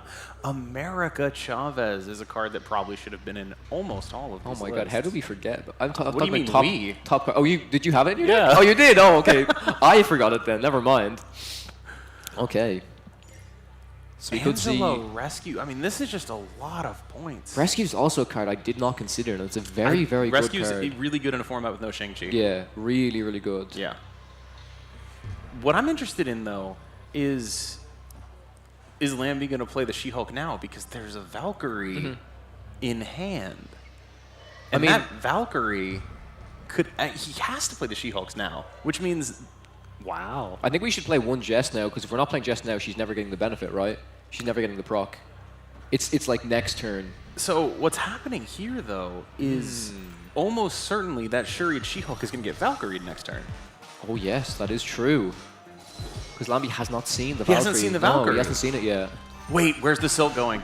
Oh! If it went over there, that would have been If that insane. had gone to collapsed mine, it would have been fine, right? Because Shuri would have pushed them away. Yeah. Of course. Okay, so the Valkyrie very clearly coming down, and then it's just going to be that's it. Yep, let's game. Because the Angela... Wait, not necessarily. If we play on the left, then the Silk will move, right? Yes. Will the Silk be enough to come on top Ooh, here? wait, what about Lambi's Valkyrie? Yeah, this could still work. This would still work. Yeah. The two Valkyries here, Lambi's Valkyrie is going to end up winning. It's only Valkyrie coming down on the collapsed mine, right? Yeah. There's nothing else. There's nothing this else. should be a win. If it's just Valkyrie, it's a win, right? Yeah. It should be Valkyrie on Valkyrie action with Lambi. Might be about to take 8 Qs. I think Lambi might be reading a Valkyrie here. Because it kind of looks like it's set up to do that, right? I don't know if it's a read so much as it's just... That what is else the can I place where do? all the points Yeah, are, so yeah. I'm going to play the Valkyrie there. Of course. What's the interaction? I'm actually not too sure with the I assume the rescue will proc. No, I think the rescue procs before the Valkyrie. I'm nearly sure. I don't know, and it wouldn't matter because of the Angela anyway. Correct. Yeah, this is looking like him. Oh, we might be seeing a Spider-Woman come down here instead. The read would be... Okay, just out of here. Okay. Interesting there, yeah. I wonder if Lambi considers now that there's a Valkyrie in there. I'm sure it's possibly in his mind. I don't know. It's quite interesting because it seems like he's in total control. He has 100% understanding of what it is, but I think he's just like, oh, I'm ahead, and then this Valkyrie's going to win this other lane. Yeah, so. for sure. But the interesting part about that Valkyrie play is it does kind of lose if he plays, you know, over there. I think at this point he's just like, I expect everyone to be playing Valkyrie. It's just a really good card. And I wonder if that explains the Misty Knight, because you want something to play alongside a Valkyrie. So you go Misty Knight plus Valkyrie just because you need another one just drop another body, to go with right? it. But Yeah. I do wonder why you wouldn't play Wasp in that scenario. Wasp or any 1-2 with an ability. Yeah. But oh, Triskelion popping here. Yondu going to come out on Lambi's side to destroy the top card of the opponent's deck. Namor, also an interesting card in this situation. Black Bolt might do something here as well, but not too sure. What I'm interested in is the She-Hulk that has randomly appeared in the other hand. Now, both players have a She-Hulk, and I am fascinated by how this might play out. Jean Grey coming down here. That is a tough card to play around with Lambi's current hand. Only the Misty Knight able to do anything. Yeah, we're going to have to see if we can get it. Oh, that is not good. Silk on the Super Flow. And the Storm top deck as well. Could be pretty good here. That energy disadvantage is tough to manage, I would say. And the snap here comes in from Lambi. Yes, correct. Decides to just play the Black Bolt. Decent body. I don't think Lambi's doing it in particular to try and like disrupt. It's probably just a points play, right? It's probably just a 5-7. It's a 5-7. It's the disruption is what it is, but it's just a 5-7. It's the biggest thing you can play right now. Yeah, I agree. And never see the retreat. Correct retreat, I would say. When your opponent has 5 energy and you only have 4, it's always tough to handle those situations. All right, it looks like we're jumping into the next one. This is round 4, just before high stakes. Both players open on Nebula and Angela. So interesting and similar starts here. Are they going to put the Nebulas in the same lanes? We've seen double Nebula, I think, at least twice. Quite a bit. Yeah. So both players now, I think, would like to put the Angela in the opposing Nebula lane. But the Nexus changes that calculus entirely. Would you say... Who does that favor? Because they're both playing Valkyrie. They're both playing Valkyrie. Lambi's playing the She-Hulk with Valkyrie, though. So if Lambi draws She-Hulk, there's the pass until turn 6. You play Valkyrie She-Hulk on the final turn. And the points are just absolutely huge. And like we said, we haven't seen a Scarlet Witch from either player. Either player's list so far. So there's probably, I mean, it's still a consideration for both players because they don't know that that's not there. Negasonic can come back to life on the Valley of the Hand. Woo! That is spicy. And then destroy something else. Yeah, he has to do it. Come on. Come on. Yes. I think he does it. Yeah, he does it. He does it. He does it. No. Yes. Yes. He's going to do it. He's going to do it. A pass coming in here. There was nothing to play for the opponent there, so that was quite unfortunate. This Kitty top deck is just so good, right? It's really, really good in this Armor situation. going... Yeah, okay. I like it. Okay. I like it. Okay. We've given up on the Negasonic plan. That's fine. Here's a question, though. Lambi might have too much power on the Nexus, such that there are reasonable plays involving, say, Gamora into Spider-Woman or Spider-Woman into Gamora that will lose him this game. Oh, that's actually quite a lot. Yeah, so that's like 12 and then 8. Yeah. And then plus whatever the minus is going to be as well. That's a lot of points. Yeah. It's a lot of points. Although we do have Shuri as well, so I guess we just kind of have to hope they don't have Valkyrie, right? Like that's maybe the plan here. Well, the Valkyrie is not so much the issue. It's having priority into it. So Lambi needs to not put any more power on the Nexus at this point. For sure. Are we going to see a Shuri Kitty Pride? I kind of want to see a Shuri. No, this is just way better. Yeah, this is a better play. But the Spider-Woman's big enough that it's going to take priority. And now Lambi's going to be able to Valkyrie and win the Nexus. Oh, that is true. Because it's going to take Spider-Woman's going to go right minus side 3. Oh, this is just game then, right? Yeah, the Valkyrie on the Nexus is going to win. The Negasonic trying to proc. I don't know why she's trying it so many times, but I respect it. And then the Valley of the Hand trying to bring it back as well. Oh. I think that the Kitty and then the Shuri was the smart play, because obviously we can do the Valkyrie here, but if we top deck the She-Hulk, it was also really good, right? Yeah, and this is just going to be game here. It should be, because the Gamora is about to be shrunk down to size. Going to be 12 to 6 on the Nexus. This Negasonic keeps just going. And there you have it, folks. That's a 4-cuber, right? No, 2-cuber? It's a 2. 2-cuber, It's a 2. 2-cuber. That's the first before. Yes, correct. Yes. So this is 9-3 at the moment. And that was just a really heads-up play from Lambie, keeping in mind what his opponent was likely planning on doing, which was 5-5 Spider-Woman into Gamora. Gamora is usually the one you want to play second, right? The fact that he lost priority there in order to allow for the Valkyrie play is extremely high level. He would have lost otherwise, for sure. Yep, I agree. The Misty Knight coming out onto Rickety Bridge. I kind of like the Misty on 1 into Rickety. Weirdly. I don't hate it, but that's also because I don't know what else she'd be doing. At least if True. she goes on Rickety Bridge, something is going to die because she was there, and that's probably better than putting her anywhere else. I agree. This also means we could just storm Rickety Bridge if we want. We could also just storm Jotunheim, like it's kind of like whatever we want. But Storm Negasonic is actually pretty compelling to me. Yeah, it is really, really good. It's better than most people think. The major issue is that there might be a Jean Grey in the future, although I will say I do think that the Kitty Pryde into the Nebula matchup that is a card I would have liked to see in both decks, let me put it that way. Yes, I do agree. Ooh. Oh, kiln popping. Oh, there is a Kitty Pryde in both decks. There is a Kitty Pryde. There you go. Let's go. So in this first match of high stakes, I mean, the Kitty Pryde is so powerful here. Storm going onto the Rickety Bridge, but I'm not actually sure that'll be priority because the Angela is going to get so large that this isn't actually a priority Negasonic. It's not. That said, Jess is probably going to be enough. fine. Yeah. But it is sort of an odd spot where now the final turn is just going to be Jotunheim. A fight for Jotunheim. A fight for Jotunheim. The Angela top deck might be a little bit too late here. Maybe Valkyrie can still come out and win the game. I think here, it's going to possibly. have to be a Valkyrie angle for Lambie, but I also... At what point do you just play the White Queen and see the Valkyrie, right?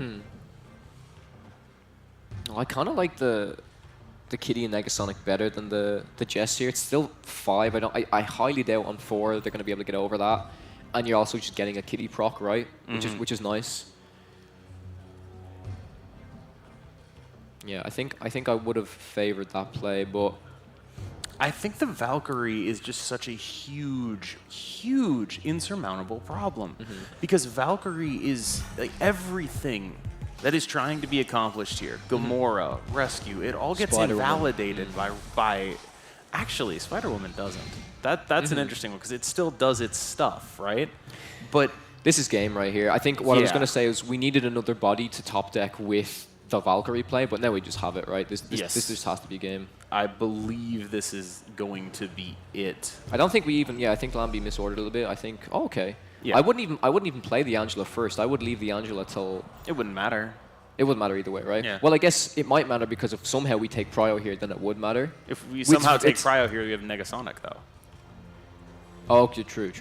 I don't think... I guess you do want to remove... Yeah, you probably do want to play Angela last. Yeah. So you minimize as much points but like, as there's you no get. way if there's a rescue coming down here we shouldn't not. ever beat it, right? And Kitty's Yeah. coming back to the hand as well, so Yeah. it's pretty negligible. If only the Negasonic could have been gotten off of that, because the Valkyrie being visible here is just like a flashing neon sign that this one is over. This will be game. I don't think there's anything that can be done here to beat Valkyrie, Kitty Pryde, or really Kitty Pryde Valkyrie, but you're relying on the Angela here. It's the other order, but it is what it is. And the Valkyrie is now public information. Wait, that's wrong. That's wrong order. It's fine, I think, because I think it's the right order because of Angela. 2 Angela procs after. Okay, You want the Angela procs to go on after the Valkyrie. So the Angela ends up at 3 and then goes from the Valkyrie. And either way, it's gonna be a win for sure. Yeah, and this is a swift retreat. Did Lambi later. snap there as well? Just to try and finish it off quickly. Yeah, it looks like it. It was probably a snap there. Yeah, this is a really interesting restriction, right? Like we had a lot of restrictions previously during the week with the Twitch Rivals event, and I really like these formats, right? You get really, really creative with deck building. I would agree if I had won, but since I lost, I don't think so. I lost too, so it's fine. It's fine. The Nebula and the Kitty in the opening hand. I mean, that's all 3 1s for Lambi, plus a She-Hulk, which he'll be able to play pretty cheap. I'm gonna say Misty Knight has been Lambi's good luck charm. I can only assume that is the reason. Whatever it is, it seems to be working. Cloning the Kitty now is smart. You clone the Kitty now, and that means that you can end up playing multiple Kitties before that Atalan triggers, because again, for some, I just haven't seen a Scarlet Witch. I assume neither player is running it, and no location control means you have to just play around those locations as best you can. Yep, so we get 2 Kitties here for both players. Yeah. Which is nice to see. Ooh, a card draw that's about to get shuffled right back into the deck. Anything meaningful picked up here? Let's have a look. Angela, that's a pretty good pickup for Lambi there. I don't think he's going to play it. Oh, okay. You just get rid of everything in your hand. Playing the Misty Knight. I feel like it has to be 2 Kitties here. You can't. Oh no, you always throw out the 2 Kitties because they come back after the Atalan, right? Yeah. You always do it. But it seems as though there might be another path being taken here. Throwing one of the Kitties back into the deck, only keeping 1. Yeah. Two Kitty. I guess maybe they just value the Silk more, but I think 2 Kitties both returning to the hand to be pretty large. You know what I mean? Like it's I do think that it is possible, but also they drew the Kitty, but I guess there's no proc, so it's it's fine. I mean, now it's just Kitty again. Yeah. Cloning that 5 ain't bad. And it is 1 up on Lambi's Kitty. And there might be something here. It's just the issue is... Right, okay, so the issue is, I guess, twofold. 1 is Valkyrie, 2 is Negasonic, and that's actually like the weird sort of... I can't really phrase it properly. It's this weird bind that Lambi's deck seems to put you in. You're between a rock and a hard place with playing around Valkyrie and playing around Negasonic, because one of them wants you to have priority and the other one wants you to not have priority. And that is a very compelling dynamic, I think. I love how like Kitty is such a good card, the fact you can just play it out, but then it comes back. So like you were saying about priority, it's a really good card to manage that in a really good way. 3 Kitties now. 3 Kitties. 4 Lambi. 2 and the Angela on the other top side. deck. Angela top deck is... I mean, it's an option, but I think we're probably going to go we might be going the Shuri. Shuri Kitty, get a 10, but like, do you actually have the ability to do that with your hand size, right? We can't get 2 10s. I was going to say we play Shuri and then another Kitty into the cloning bats, but then the hand is just way too big, right? It's this. The Kitty against Jean Grey is just so good. Well, this is actually the Jean Grey is messing up the Shuri plan, right? Because otherwise the idea would be let's put the Shuri and the Kitty into the cloning vats. We can't do it now because of the Jean Grey. Still, though, going for the double clone Kitty here, which precludes the Angela play. You'd think you'd just play the Angela out anyway, yeah, and then your final turn is just as many Kitties as you possibly can play, which should be enough. So yeah, this is going to be a full hand of Kitties, right? Should be. We have 3 on board and 2 more coming to the hand. So one of them will is going to stay. Yes. One of them's going to stay, correct? 4 of them will come back. And I'm pretty sure it depends on order. So this one on the left should stay. Yes. I'm pretty sure. This last one on the left should stay. Indeed. Okay. Well, now we can do. We can do Shuri Kitty, but we're probably just throwing all of our Kitties down, right? Yeah, it's going to be an interesting situation. I guess Lambi's just going to count to see kind of what's more in terms of spread, but whatever. He also has to figure out where he doesn't want the Silk. So since I guess he doesn't really get full control over the Silk, the Negasonic here, sure. because he has priority, the Negasonic is a great card to mix in with all of these kitties if that's how he wants to manage it. The issue, of course, is Silk coming down. So Negasonic is going to blow up at least something. It's just a question of what. And with a 7 power Kitty Pride, that's the worst possible thing you could blow up. Like, that is a very, very big unit. And the Gamora, of course, going onto the middle, though, being protected by armor. Gamora will win if we don't play this. If we don't play the 6 kitty in the middle, it will actually win mid lane because it goes with the 13. If we play a 5 kitty, nothing's played in the middle here. Okay, so that's just going to be the Gamora lane. So and that's going to be game. Is right? this going to be about where Silk goes? If Silk goes left. Wait, Silk just went middle. Oh wait, it can still come back. Yeah. What was the order played here? So if Silk goes to the left here, there's a tie-break win, right? I believe so. Ooh! Yeah! Yeah, there it is! Oh my god. Oh. There you have it. Yeah, that was very well done. That was very well done. That's the thing with Silk, right? It's one of those cards that you try to play around as optimally as you can, but it can just jump to the spot where you just don't want it in the end, right? It's so difficult. I mean, look at the difference in these hands. This is we are entering Clown Fiesta mode with a New York here. Things could get very, very weird. Lambie with the Valkyrie should be able to keep some of this under control, but New York makes it much harder to actually play that card. Yeah, this opening hand with the Silk, the Angela, the Kitty, it's very good. Very, very good here. Gonna play the Negasonic into the armor lane. It's just points. Yeah, it is just points. It's a 3-5. It's just good. If we do that, we will break on turn 5, but I don't know how impactful that is. It may not be good.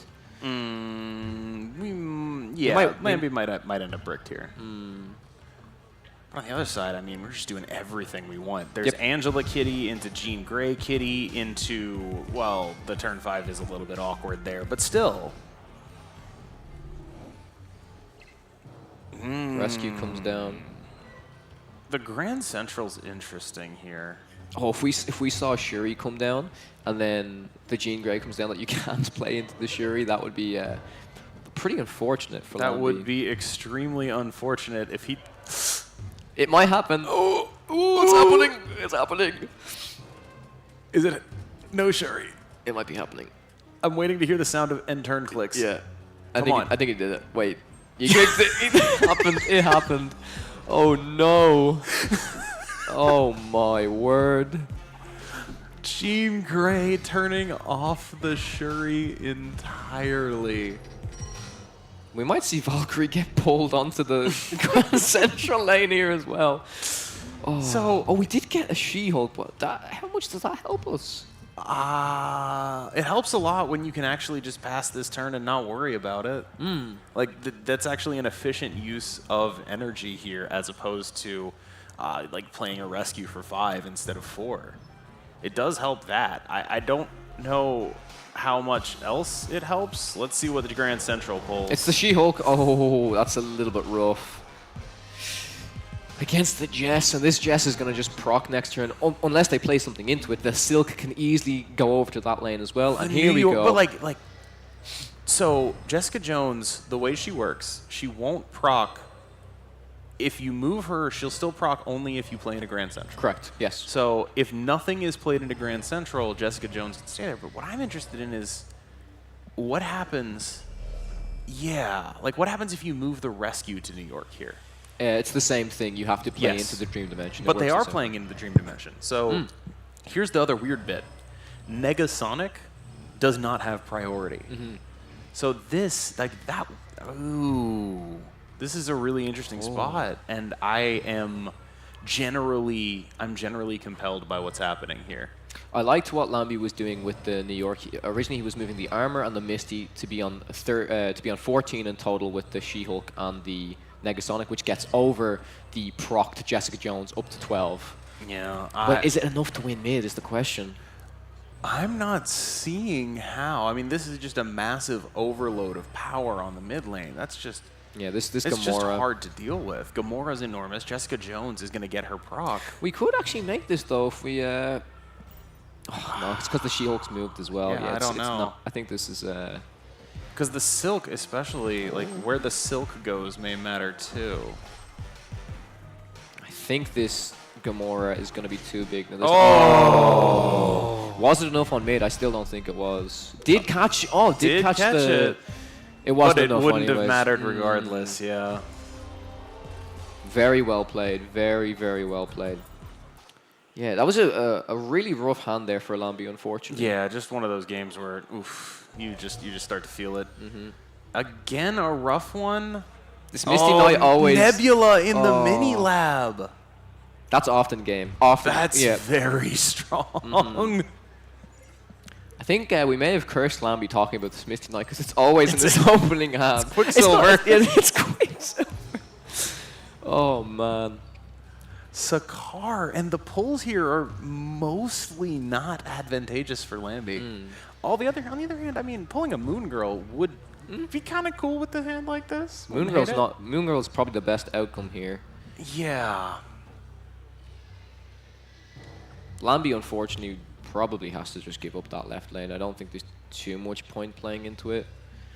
It is going to be the world's largest nebula. Yes, that is a nebula that will be at least 7 to 9 power. 7 to 9 power, correct. The shield gets pulled. Okay. Is kind of not what he wanted to pull there. There's like that is an equivalent pull for each player, basically. Magic. That could have been, if She-Hulk wasn't pulled, that could have been insane. Okay, hear me out. Lambi's shown the storm, right? Okay, I was just checking because like I was wondering if there was a gimmick play that involved Magic and turn off the limbo. Yes. Oh my god. The issue with Storm is Silk makes it just here it is. It's the gimmick play. I think he's going for the content play. Yes. Of course. The gimmick Magic into limbo play. I mean, that is something you can often forget, though, right? Yeah, so like, that's Storm. Like, how long has it been? We're not able to use been a few deck tracker. Yeah, it's been a few games. I think it's been a while since we've seen a Storm. Yeah. I mean, I'll be honest. I'm the type of player that's so focused on the game that I'll forget I saw a Storm, and that could be the end of the game. You know. This is the setup for the old juke.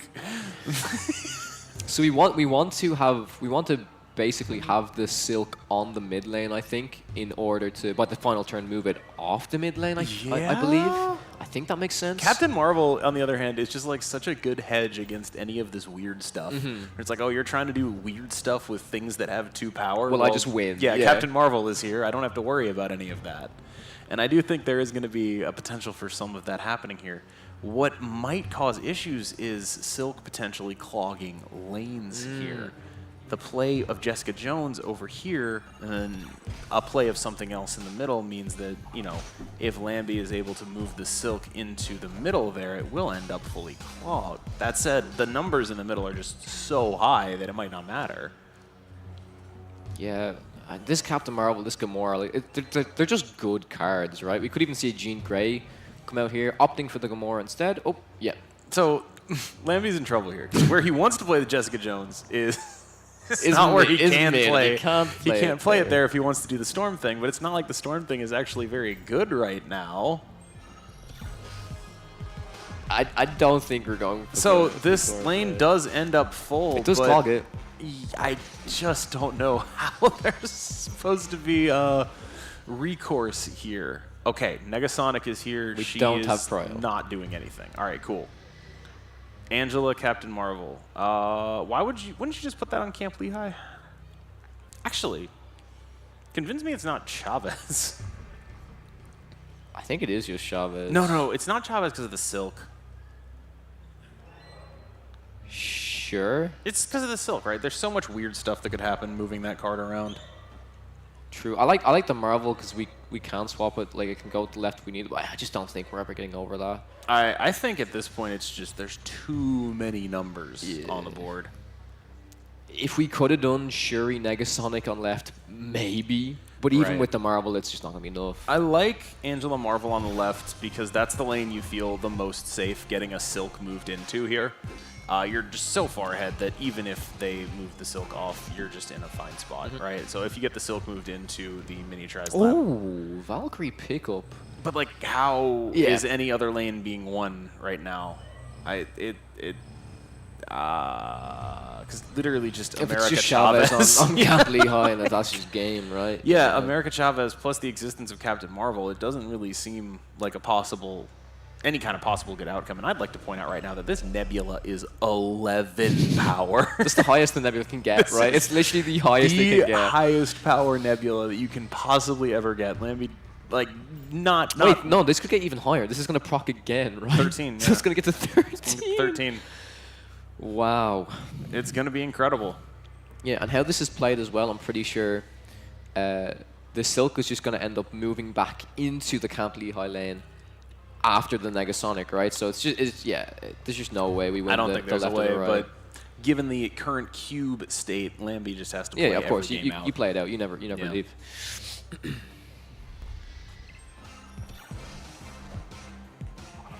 Yep, Silk goes mid, and then Silk goes back. Silk goes back to Camp Lehigh. 10 power, Negasonic Teenage Warhead. Outstanding. And she's going back into limbo.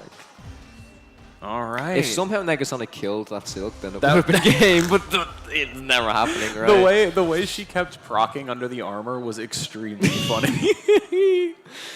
Oh, so I do believe Lambi's is Lambi on 4 now? On 3? It's 2. It's 2. Oh shit! Oh my god! It's gonna be a Valkyrie game. This might be a Valkyrie game. Okay, what if it's a storm game? It's a storm game. There's no shot. What if it's a storm game? Storm armor. No, yeah. Nebula armor storm. But like, especially if the Nebula isn't played. Yeah. Oh, the Nebula's not played. It's a storm game. There's no shot. No. It is actually a storm game. This is insane. Oh, not like this. Because there's not even anything like... No, there's nothing. That's We've got the Angela... Like, I mean, when we just play Jess as well on top of Nebula, Armor, Storm, Jessica Jones. Game's over. Game's over, man. Rescue won't proc. Nothing. Nothing. There's absolutely nothing.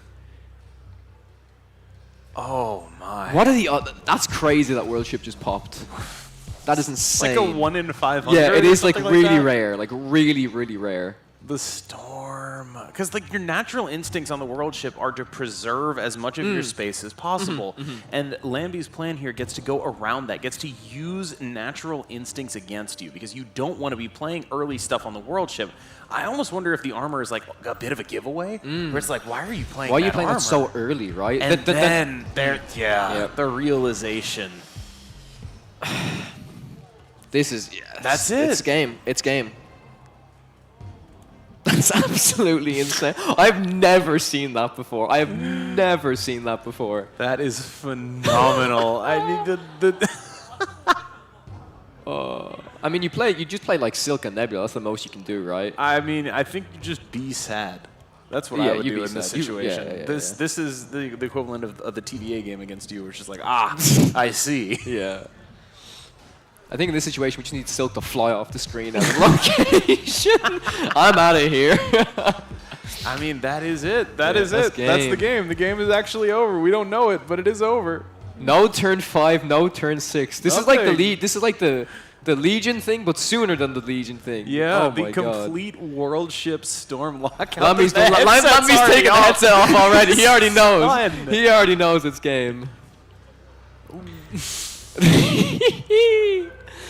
Oh my! Oh, that's crazy. Oh no! Huge congrats, guys. That was insane. That was phenomenal. What a way to end it! What a way to end it! Yeah. Now, how do you feel about your matchup against Lambi? As long as that doesn't happen to me, I hope I'll be okay. That's definitely happening to you. It's gonna happen to me. I've cursed it. I've cursed it. I've cursed it. Well, it's gonna be 1s and 2s versus Lambi, so I'm actually. Oh, you're in a lot of trouble. Is it a good deck? I prepped that one with him. You're in a lot of trouble. I want to say my deck is okay, and I think you might like my deck, but if you guys prepped, I'm a little bit worried, but we'll see. Yeah, no, the 1s and 2s we worked on together. The female one we worked on together, and then he played a completely different one. I don't know. I think the 1s and 2s, there are a couple cards. Okay, we're about to be dropped back in, and we're gonna go check out what the MC has to say. All right, let's go. Keep watching. Thank you so much.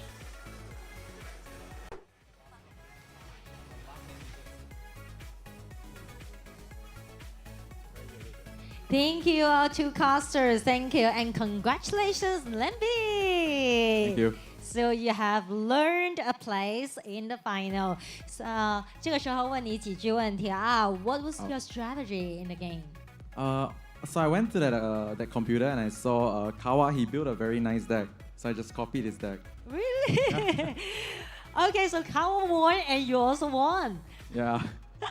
Okay, that's the point. So do you think you have potential to win Kawa? I mean, I copied his deck and I won. So now I'm gonna have to use my own decks to win. I'm a bit scared, but just try it. we'll just swing it. Okay, so Kawa, come on stage. Join us on stage, Kawa. Woo! OK， 我哋而家咧有請我哋兩位嘅 finalists 咧，亦都係移步嚟到舞台呢邊嘅。Let's capture this moment. So now we have Kawa and Lemby on stage. So they are our finalists for the KOL Influencer Contest. How do you feel now? Nervous? Exciting? Or? Not nervous. Very excited, definitely. Very excited. And how about you, Kawa? Are you can't waiting? Yeah, I'm really excited. I haven't had the opportunity to play Lambi too much, so yeah, it's gonna be a blast. Really, really fun. OK， 我想睇下佢哋個座位係點樣嘅。我哋有冇話特別要編邊一個位俾佢哋坐嘅咧 ？OK, so are you ready for the final? Yeah? OK, you may head back to your station. OK, so this way for Lemby. OK, and sorry, and the last restriction is 1 to 2 costs only. You know already, we all know. OK, so is it challenging? I don't think so. I think they will have a very great job. So let me pass the stage to our two casters, ladies and gentlemen.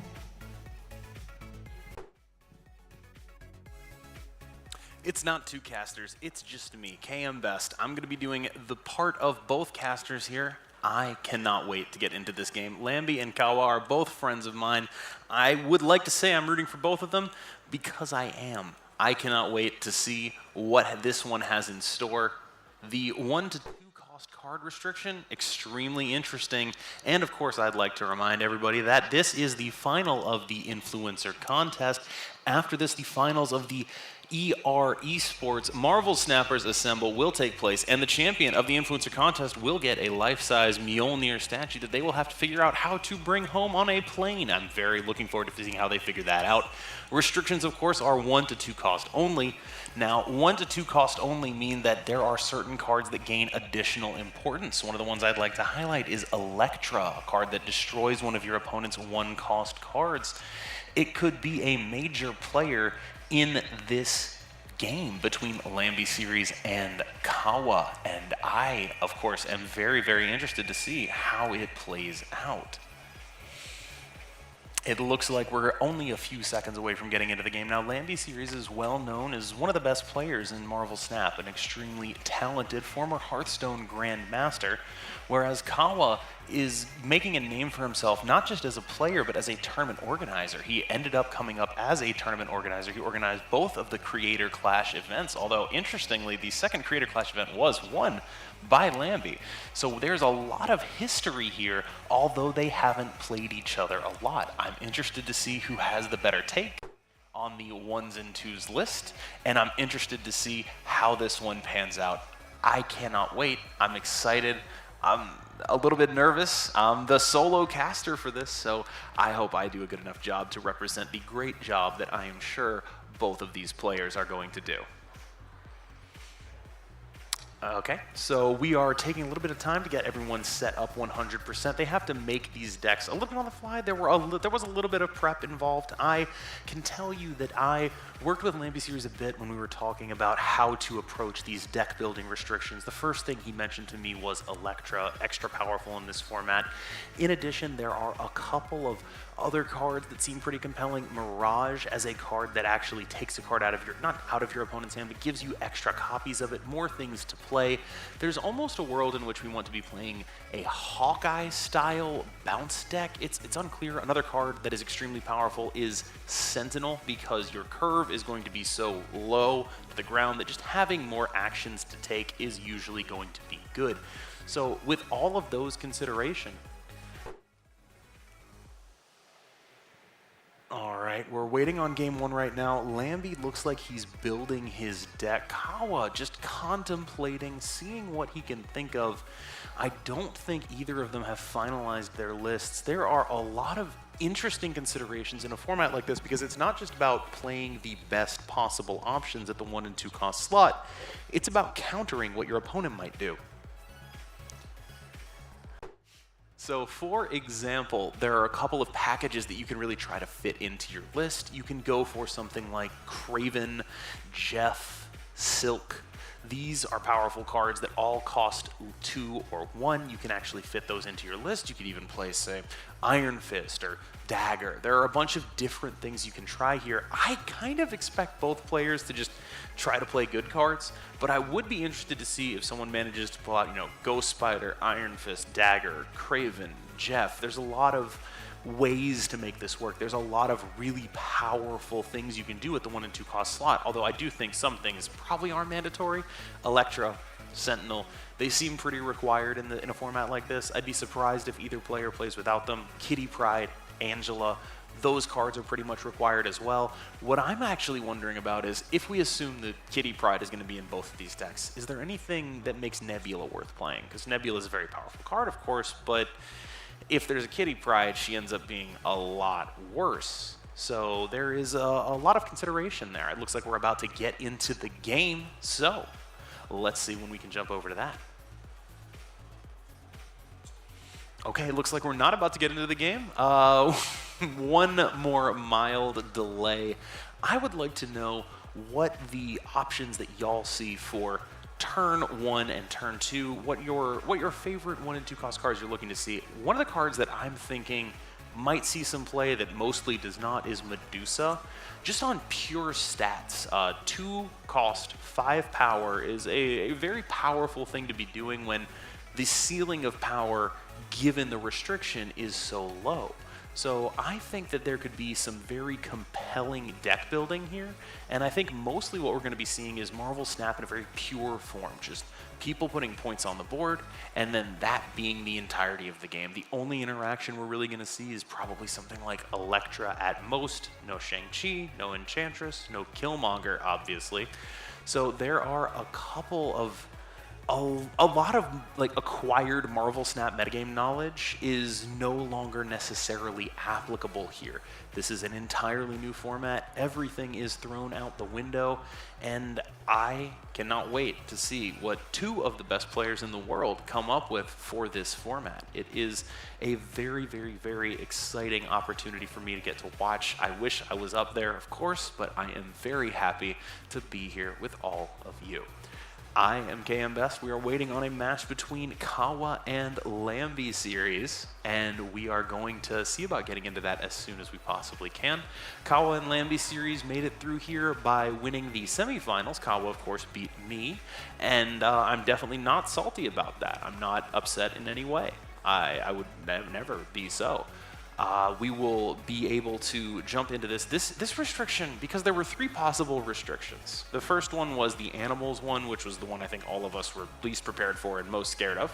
The all-female one, we had several different deck builds that I think are all pretty compelling, and of course the restriction that will end up in the final here, the 1 and 2 cost cards. Another way to approach this matchup, not just the Sentinel stuff, you could also try something like Cable to get more things into your hand. I think the major problem both players will end up having is just they'll have a bunch of cards, but not enough. They'll have too much energy to use for the costs of their cards. So cards that replace themselves like Sentinel, Cable, Mirage seem like they'd be of paramount importance. Cards that allow you to use your energy efficiently like Kitty Pryde, again, of paramount importance. Sunspot seems like a pretty powerful consideration as well, given how much passing there might be, but there's a sort of balance that you have to strike between something like Sunspot and playing things like Sentinel and Kitty Pryde. They don't always go together. So let's see if we can get into that game. Okay, it looks like it'll be a little bit more. I am KM Best. I am your sole caster here, looking to make it through to the final between Kawa and Lambie series with the restriction of only 1 and 2 cost cards can be in their deck. So thinking through it, I think the way I would approach this, the first card in my deck would be Kitty Pryde, the second card in my deck would be Angela, and then from there it would be a question of how exactly I wanted to fill out the cards. And then we're going to take a little break here while we fix these technical issues, and then we will get back into the tournament.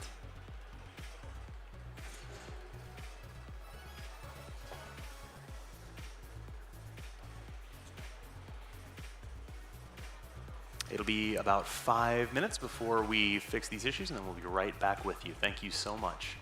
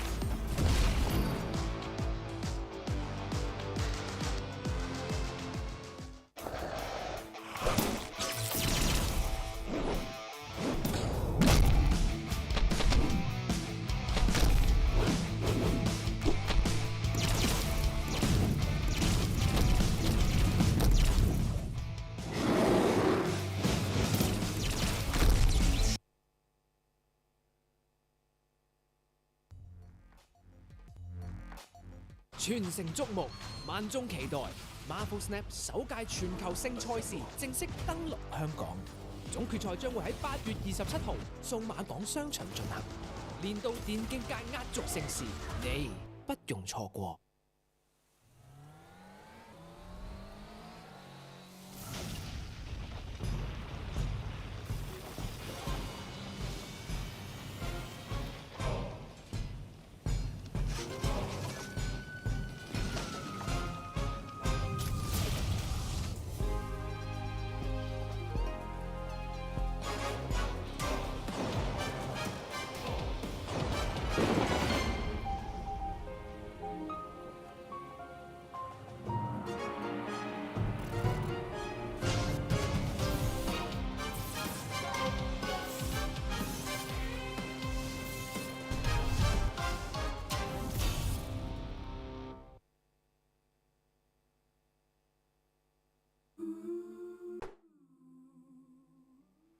Welcome back. I am KM Best, your sole caster for the remainder of this influencer contest, because the other two people who would be casting with me, Kawa and Lambi Series, are getting set to compete. I have been led to believe that they are about to be ready to jump into the game, which of course will be done with the restriction of only 1 and 2 cost cards. So if we're ready, looks like we're just a little bit away from that.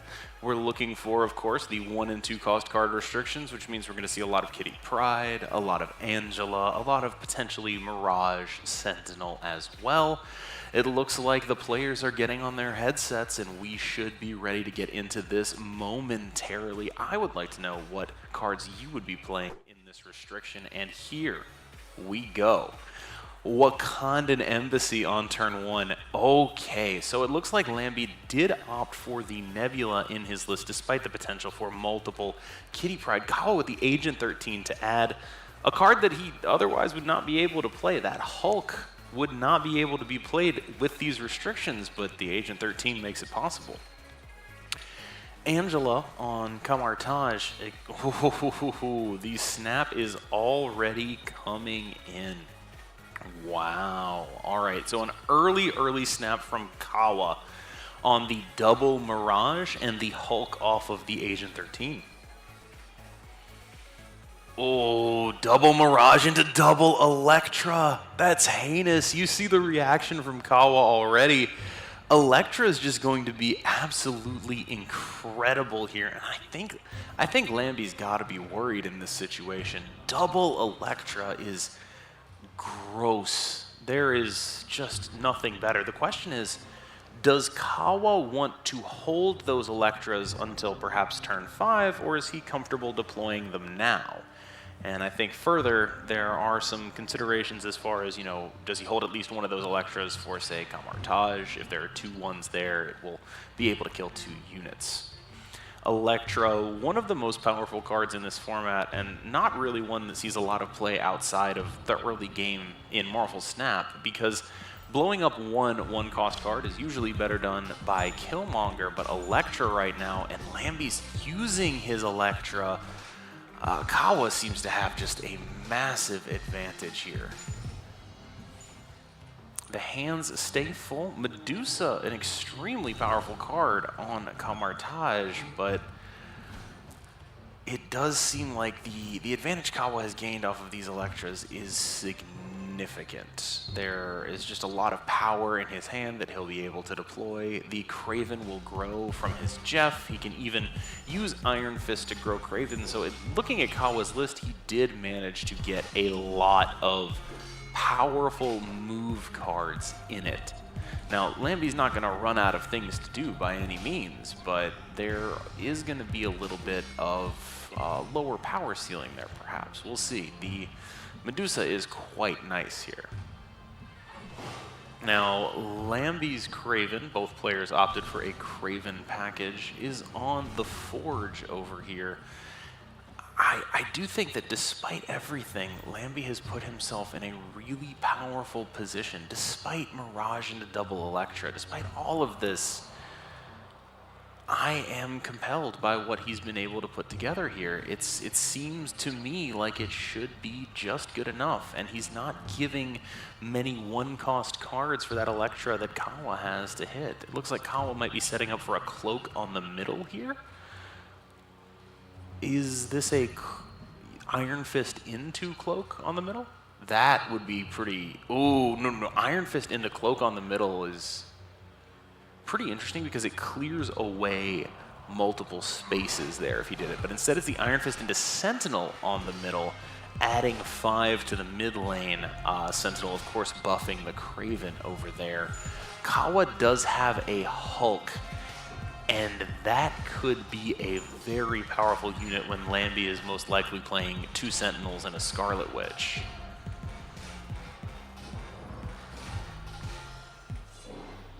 That Hulk just big enough to actually win the middle, but if Lambie moves his Jeff, it won't. So I think that means that Kawa ends up needing to guess where Lambie is going to deploy his power or simply just play other cards than the Hulk. This is a pretty compelling line from Kawa here, just saying I'm going to put a bunch of power down here. The interesting bit, though, would be if that Silk ends up on the Forge, that'll add 7 power. It should be a Kawa win on the 2 outsides here, but that Jeff will add plenty more. That Silk might end up taking the game down. We'll have to see how this one pans out because the Angela, quite large. I think this is a Kawa victory, though. It's looking like it'll shape up that way. The Silk will end up moving to the Forge, which will give Kraven 2 more power. That will add the 5 that the Silk has over on the Forge, and... Oh! Almost got it with the Scarlet Witch doubling her own power there off of the random roll. Reality is often disappointing. That was a close one. Lambie series could have taken it down.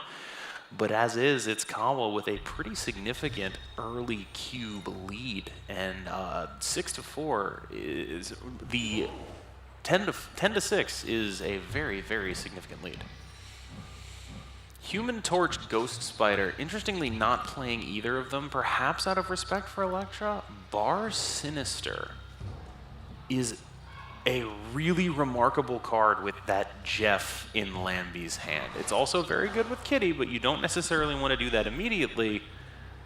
The snap comes in from Lambie on the Jeff. That is just an extremely powerful card to put in Bar Sinister. You basically get to double up on Bar Sinister. He also has a Kraven, so each of those Jeffs can represent more power. Kawa going for what I would consider probably a little bit of an early Kitty Pride here. That strikes me as perhaps a little bit too early to go on the Bar Sinister, but he's in for it. He's willing to just spend the rest of the game playing Kitty Prides. The Jeff might be just a little bit better, but it is still a very compelling way to play the game if you're just going to play a bunch of Kitty Prides all the time. You can do a lot worse than that in a format like this. As a reminder, ooh, the Raft. So Lambie can fill that up right now if he wants, and he probably should want to do that. He's also likely going to have priority on this. He's just going to get something very large off the Raft and use... You'd think maybe move only, you go Kraven and Kitty Pride here, right? You undo it. Like, one would think that Lambie's play would involve Kraven, Kitty Pride on the Raft, move 2 Jeffs. That seems to be what the optimal thing to do here would be. Or just Kraven, move 3 Jeffs, sure. No, I think it would be Kraven, Kitty, move 2 Jeffs, and that is just... That seems hard to come back from if you're Kawa. That is an extremely, extremely powerful play, and I don't think these Kitty Prides are going to get it done. The question is just going to be what Lambie gets off of the Raft. Thanos is pretty large. That is a very large card for not a lot of cost. It's not like Lambie's lane is filled up there or anything like that. It is a dominating position for Lambie here. I think that Kawa Obviously, he shouldn't retreat now, but he needs to be very aware that he should not trick himself into staying in this game when it comes to turn 6, when the cubes double.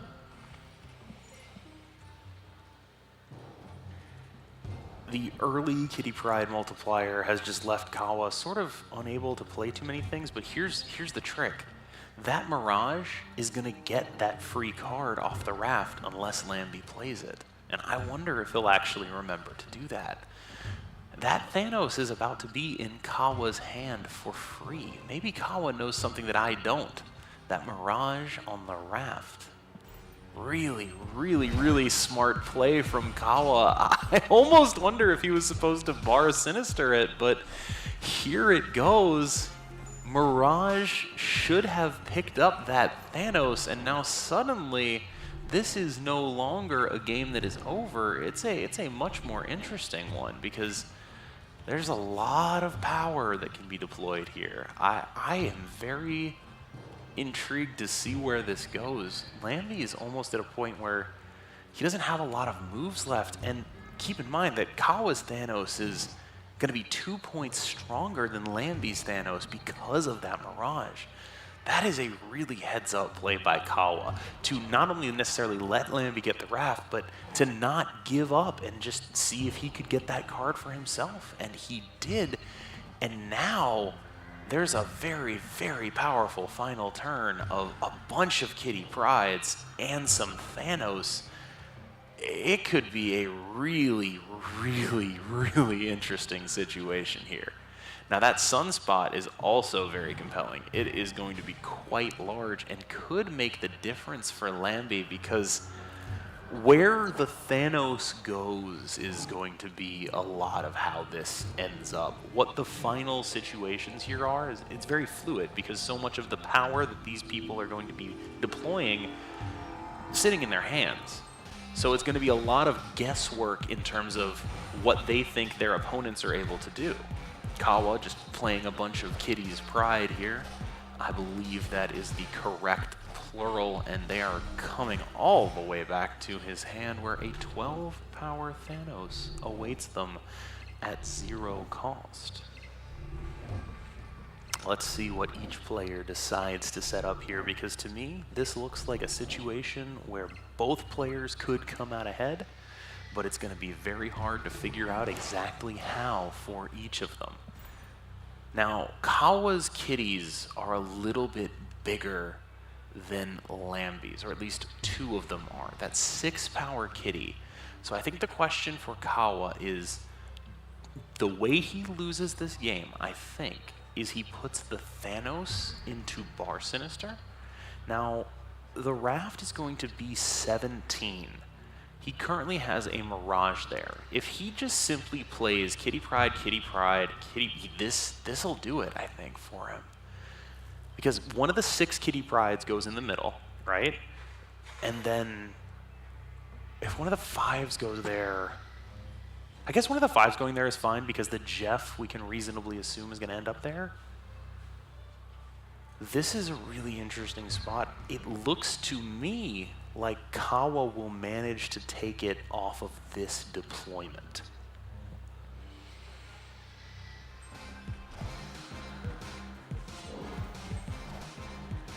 That Mirage from Kawa is about to win him this game. That Thanos is an unbelievable swing. Mirage doing it in here. Kawa now up 10-2, although Lambie is no stranger to these situations.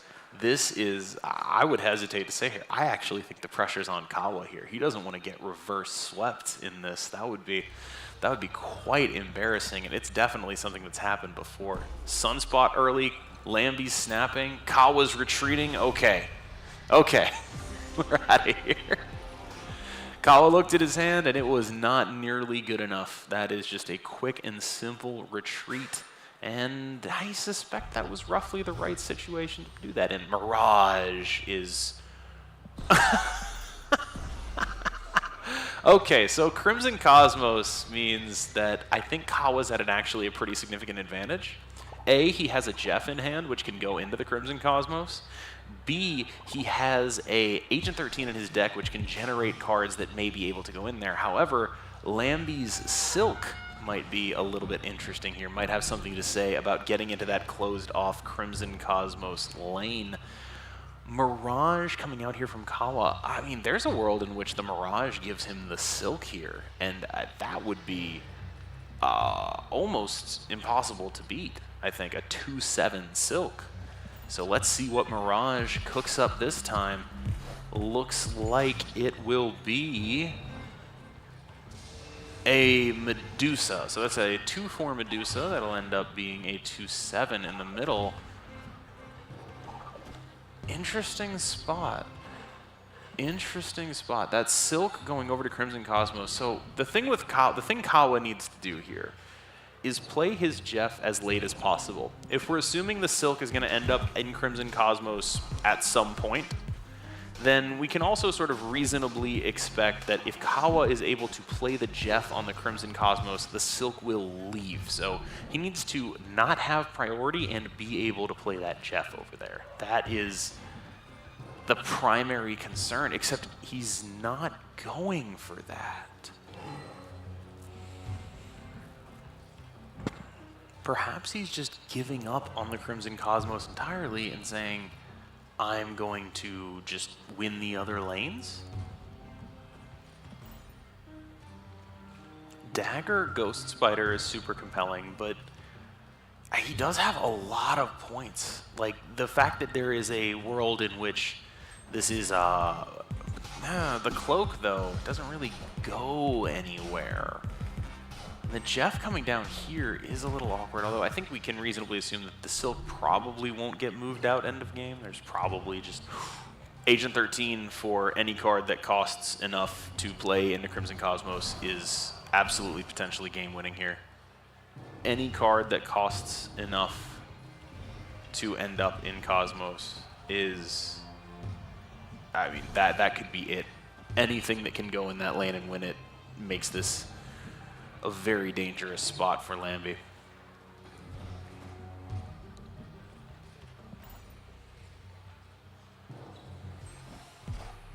Armor coming down on the Nowhere. Scarlet Witch revealing on the camp Lehigh, turning it into Necrosha, which is very good for Kawa after that Medusa. So this is the final turn of the game. He got a Watu the Watcher off of it. It looks like that Crimson Cosmos is not going to be winnable here. So the question is, how does Kawa put the most power in this, on this board? So Dagger, I mean, you can't do Dagger Ghost Spider or anything like that. It's probably just Kitty Pride on the Nowhere and then hope your opponent doesn't have anything big enough to win Necrosha, which, looking at it, it doesn't seem like Lambie does. So if Kawa just overloads the Nowhere with as much power as he could possibly get, that seems entirely, yeah, you add the Jeff to that, go, yeah, this should do it for Kawa. This could be, oh no, he needs to play something there. He needs to play something there in order to avoid the Nebula +1 here. I think he'll still end up beating the Medusa, but it's going to be a little bit closer because of that. Jeff moves over, Nebula +2, Medusa comes down 5-4 in the middle, 6-14, 12, and 15-14. Kawa's going to take it.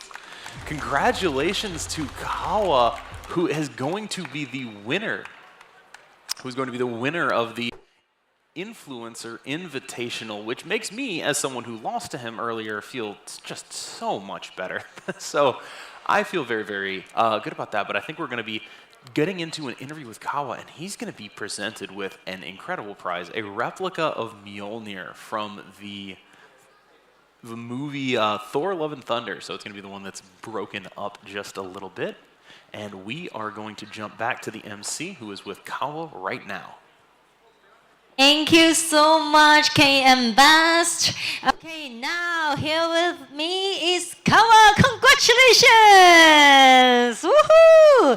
So now the champion of the ER Marvel Snappers Assemble KOL Inferential Contest. How do you feel right now? Are you happy or satisfied with your performance? I'm actually really happy with how I played. I think the deck that I built was like surprisingly better than I thought. But I was just really happy with how exciting the games were. The locations that popped were really, really interesting. Lamby's an amazing competitor. The games were super close towards the end. So yeah, I'm just really happy that it was an exciting watch for all the viewers. So do you think the restriction make the game more exciting or more challenging? I think the restrictions make Snap extremely exciting. In my opinion, Snap is all about deck building just as much as it is about playing the game. You get to show off your creativity. With these restrictions, you get to see decks and cards that you wouldn't usually see within the game. So it's a really exciting opportunity to show off your creativity and your uniqueness within your deck building. You can also explore the game more. Thank you. So once again, congratulations. You did extremely well. Thank you. Please be seated and I'll be seeing you at the prize presentation ceremony. Thank you. Thank you very much. Thank you. So ladies and gentlemen, now we're going to have a 5-minute short break. So we'll be here waiting for you coming back and we will have the grand final. 而家我哋將會休息5分鐘，咁轉頭翻嚟啦，馬上就會有一個總決賽以及有頒獎典禮。5分鐘之後再同大家見面。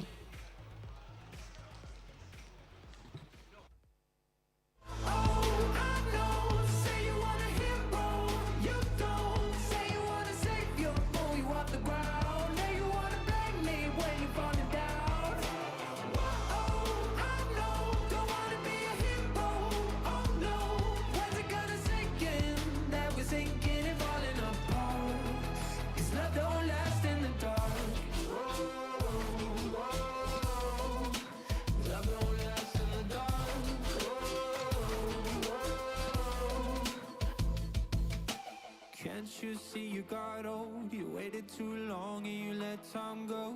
Place your bets when it all comes down. Fold your cards and you blame the house. Whoa, I know. Say you want a hero, you don't. Say you wanna save your pull you off the ground. Now you wanna blame me when you're falling down. Whoa, I know. Don't wanna be a hero, oh no. When's it gonna sink in that we're sinking and falling apart? It's love don't last in the dark.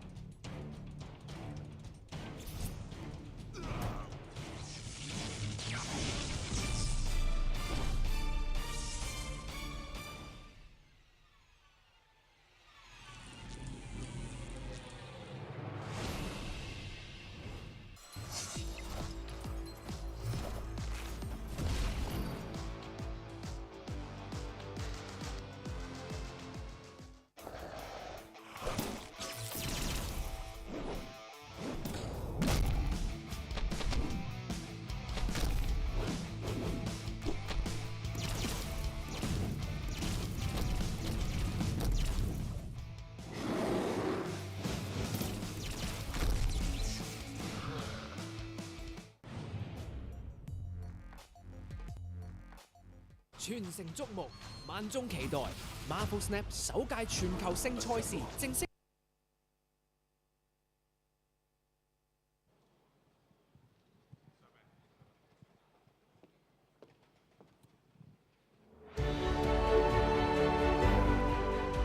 Hello, ladies and gentlemen. Welcome back. After rounds of battles since early this morning, it's time for our grand final. We are excited to announce that our two finalists have successfully secured their place. 咁相信大家都知道啦，我哋由今朝早開始咧，已經經過多輪嘅激戰㗎啦，能夠順利咁樣進入總決賽嘅爭奪兩個位置啊！咁啊，亦都咧兩位選手當中會有一位咧獲得我哋總冠軍嘅殊榮㗎，兩位都係精英中嘅精英啊，必定有一番嘅龍爭虎鬥。So without further ado, please join me in welcoming our two finalists, Torikun Snaps from Philippines and Jay Duen from the United States.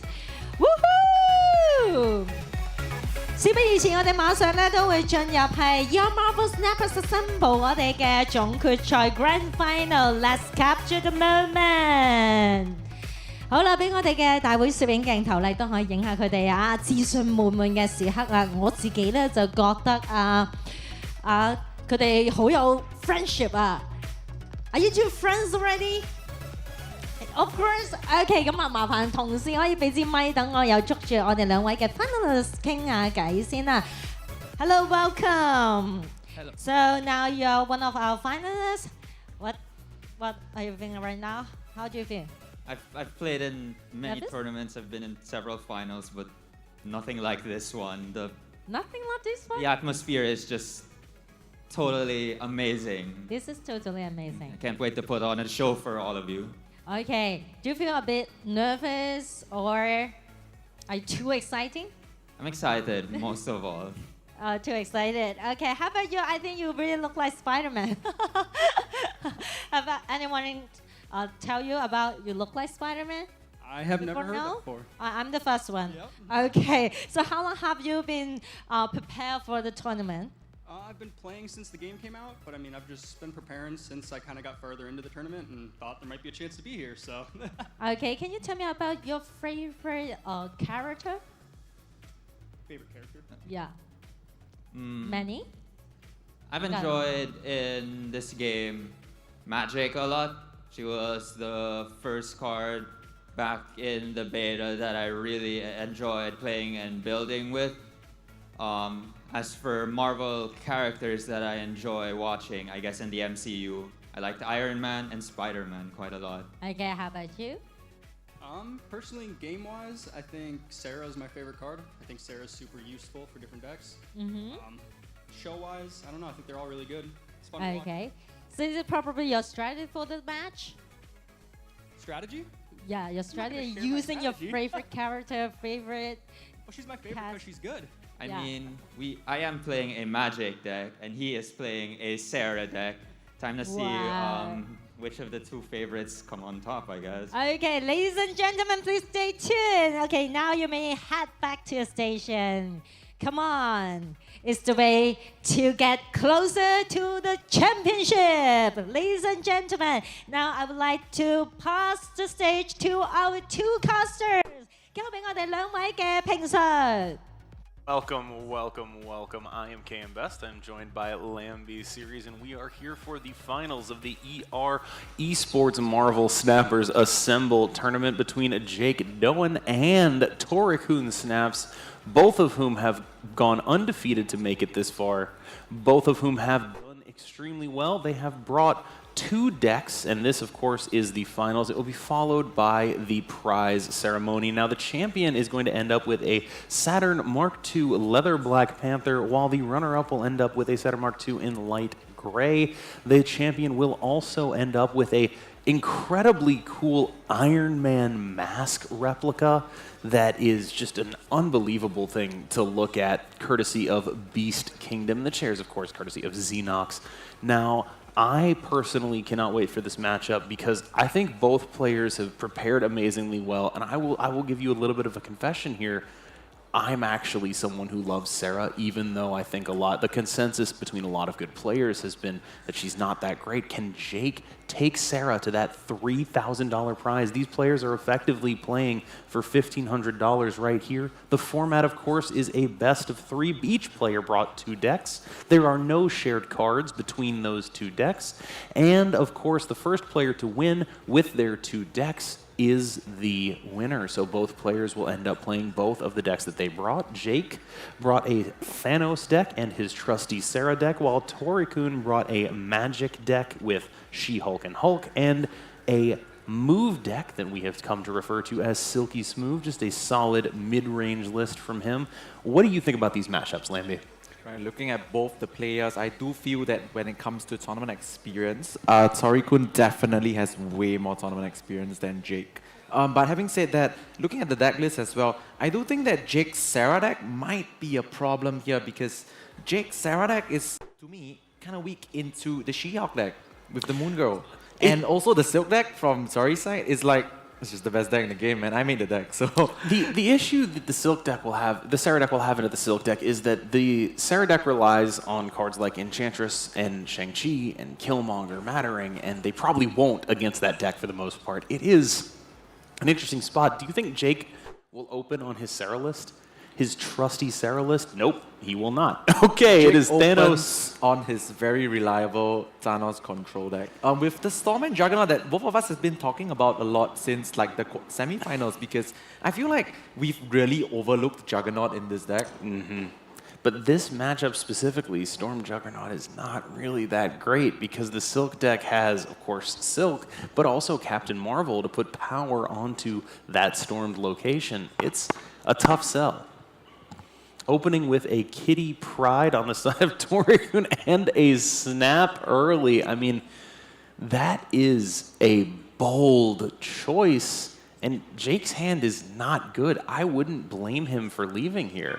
Yeah, Jake makes a... Oh, Jake plays it out. Okay, so basically Torikun snaps on just Kitty Pride. Kitty Pride is the best card in Torikun's deck by far. The Kunlun is unbelievable for Torikun's deck. It's a deck that's built around moving cards across the board, and Kunlun is going to make it even easier for him to do that. That is a big break going the way of Torikun if he can get some of those cards to start moving. Based on what Jake is doing right now, he's planning to get rid of the left location and also most likely going for a Storm on the Kunlun. Because leaving the Kunlun up versus a move deck, as you mentioned, just snowballs their stats so quickly. Craven, Silk, Jeff, Captain Marvel, even the Vision is going to get buffed by the Kunlun. So I do believe that Jake is going to eventually use the Storm to get rid of the Kunlun. Though X-Mention on the left kind of makes things a bit iffy. Like, well, if you're going to trust RNG, why not trust the X-Mention? I mean, you're going to trust the X-Mansion RNG, I think, at this point, because if I would read this as Jake is behind, right? Yep. And so at that point, you want to lean into X-Mansion. Just be like, I'm going to win this X-Mansion. So you're going to probably end up going Storm on the Kunlun. The real question is, do you move that Reality Stone over, or do you save that space for, say, a Soul Stone alongside the Juggernaut? I do think that you do not move it over. You're probably going to go for something similar like just Storm Juggernaut kind of play, and hopefully Torikun doesn't have as many cards that can move into the Storm lane. Because the thing is, Torikun's entire deck is cards that can move into the Storm lane. The issue I think with is Captain Marvel, right? So you have to assume that there will be at some point a Captain Marvel that can go. Moon Knight discards. Oh, the Iron Lad, which is the potential high roll. Vision drops as well though, because well, even though this dev looks fantastic, we know that there is a Shang-Chi. It's still fantastic. Yeah, well, there's a Shang-Chi in Torikun's deck, right? So you're going to have to respect that. But it's still fantastic. I mean, the interesting thing here, though, is if Jake needs to be more ahead than a Captain Marvel can overcome in that lane. And if there's a Mind Stone here, he won't actually be that far ahead. Torikun actually really understands the way his deck wins this lab matchup, which is he doesn't want to commit resources into Craven because Craven would just naturally get bigger from the stuff that moves in, like Captain Marvel, Jeff. So what he does is he actually commits to making the Angela bigger without compromising the Jeff that could go into the flooded location. Between Jeff and Captain Marvel, I think that flooded location actually belongs to Tori here. Well, there is a claw, and also there is a claw in Jake's deck, but currently we do not see it in their hand. There is a claw. I mean, the issue is his hand is going to get pretty full here. It looks like it's going to be Jeff and a Mind Stone on the left and potentially a Soul Stone on the Forge. All of them on the Forge means that this is going to be a full hand of Sentinels here, correct? Because, oh no, there's only one stone to draw off the Mind Stone, so it'll be something pretty close to a full hand. I think he's doing this intentionally because he doesn't really want to. He has to play the Mind Stone first to thin the deck from his stone. Yes, and that then is Soul Stone to draw. Hopefully the Claw. Shifting the Jeff now because might want to go 4+1 next turn with Captain Marvel and Miles. These are not the cards that Jake needed. Oh, to Shang-Chi see. off the top, which we did not see previously. Shang-Chi coming down. I mean, this looks like it for Jake in this first one, and that early snap is going to pay dividends for Torikun here. I'm looking at the list from Jake, and there is no Shang-Chi in it as well. Correct. So the Angela can just go wild and crazy here, and I don't think it's possible for Jake to win the middle location anymore because no claw was found. I don't think it was possible ever, but That's yeah, true. I think this one is going the way of Tori, and that is a retreat later. This is a big shout out to the power of the Silk deck, whereby your early stats will snowball super quickly. This game just totally highlights Angela and Kraven being a monster. I mean, and Kitty Pryde. And Kitty Pryde. Kitty of course. Pryde doing everything to make that Angela work. I think that what we're looking at here is that we praised Storm Juggernaut so much in basically every other matchup, but in this matchup specifically, they're not very good. And that's an interesting spot to be in, where the thing you built your deck to do is just you can't even deal with a Kraven being there. Yeah, I think for Jake to come back from this matchup, he's got to really rely on the power of getting those Professor X's off earlier than expected. Because Professor X is one of those cards that like only Jeff from Torikun's deck can enter the lane. And of course, Jake runs his own Jeff, so. Yeah. And now, I mean, like, I think the other thing is Kraven is just such a hard card to lock down with a Storm, right? Kraven effectively adding 2 power to everything that moves into a lane in a deck built around moving stuff into lanes. It's a tough spot. Now, who do you think this Baxter building favors? Because one thing I've noticed about the Silk deck is it's not actually that good at going really tall on one lane, but it does have location control in the form of Legion that could allow that to become irrelevant. We do currently see that, based on what you're saying, that there is no 2-cost card, especially Angela, in the hand of Tori right now. So Baxter Building is one of those locations that can be won with Angela. But we do not see the Angela. In fact, Tori misses completely on the 2-cost card that he could play this turn, which means I think the tempo is now in the favor of Jake. What I'm interested in is there a world where he gets far enough ahead that he can just Professor X, right? Yeah. Just like load up the Baxter Building, Professor X, and just call it a day there. I'm a little bit interested in that. Another interesting card in Jake's list, though, that is not going to be very interesting in this set is Rogue, which has absolutely no targets in Torikun's deck. There is absolutely nothing that it is doing unless something entirely random happens in this game. And that Rogue, we see it in hand, the gorgeous Rian Gonzalez art, and it is still just a 3-2.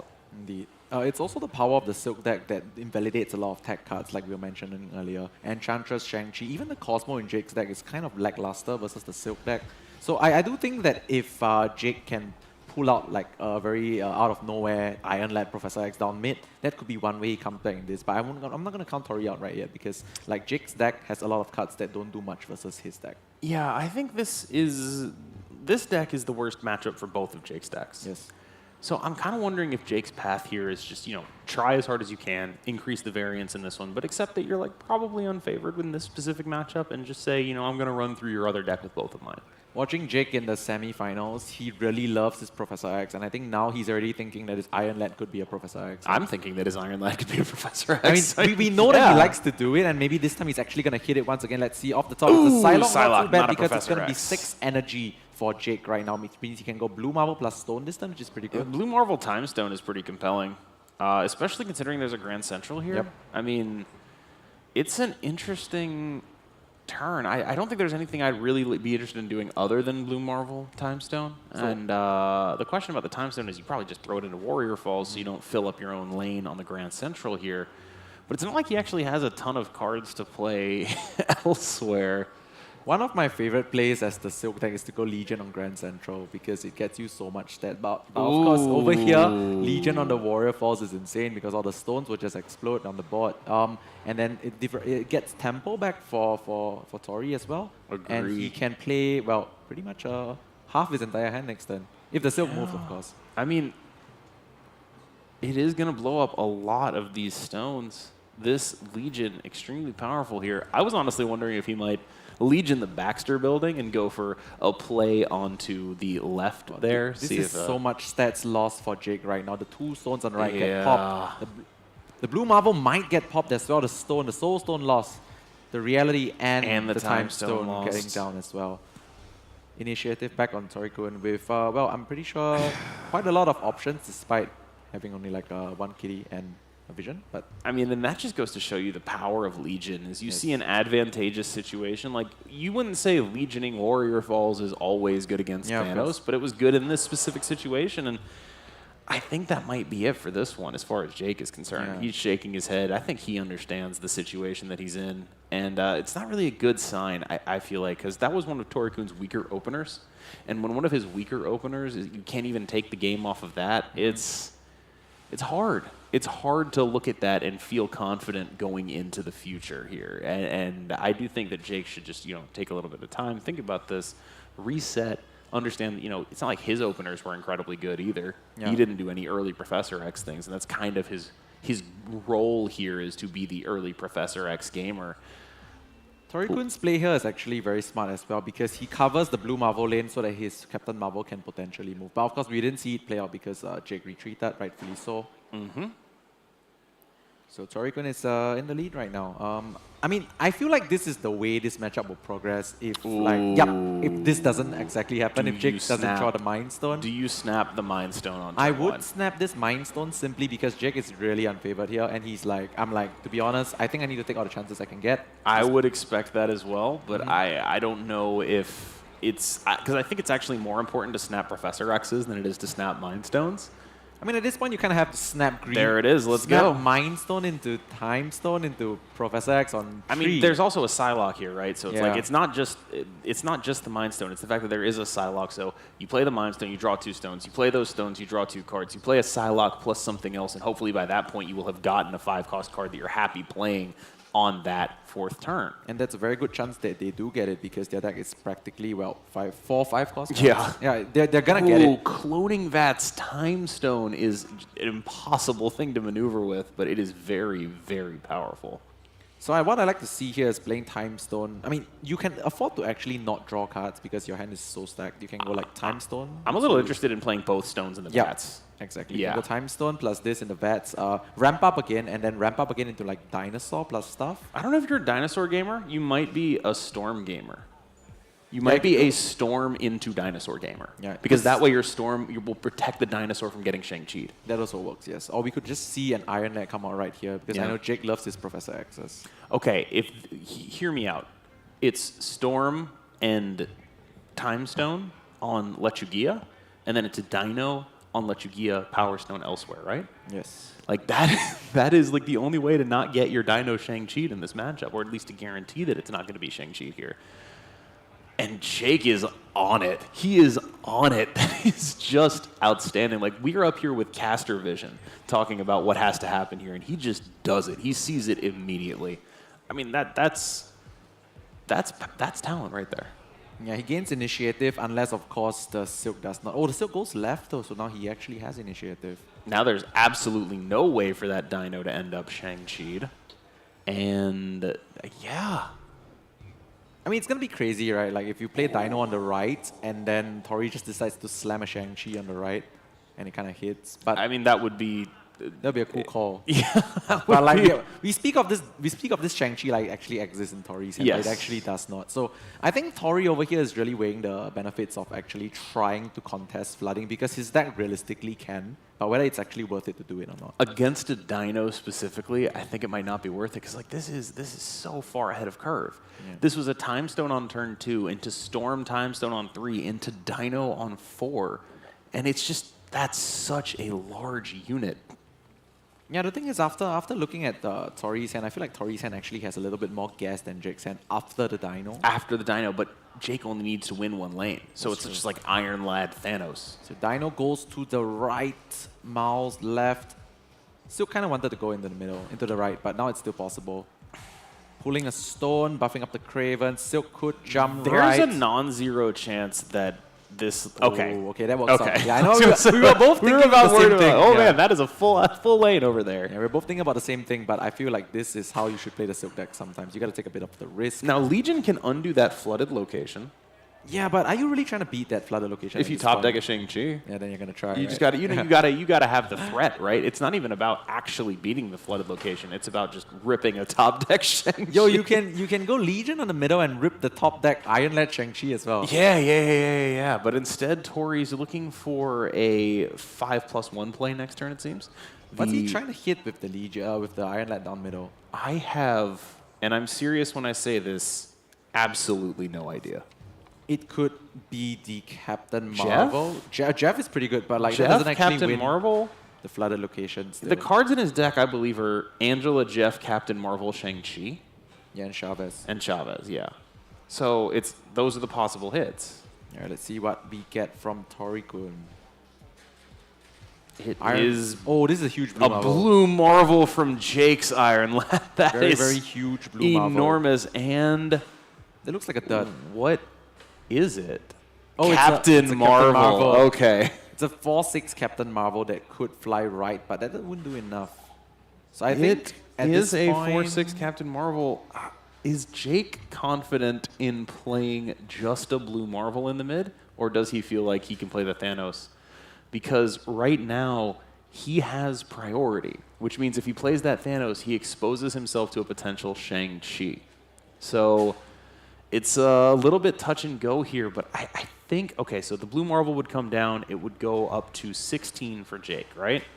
And Tori-kun would then need to add like a pretty decent amount of power into the middle in order to actually win this game. He does have a Kitty Pryde. He does have a potential Captain Marvel. So Kitty Pryde plus Captain Marvel would take him to 16, but the Soul Stone would drop him below it.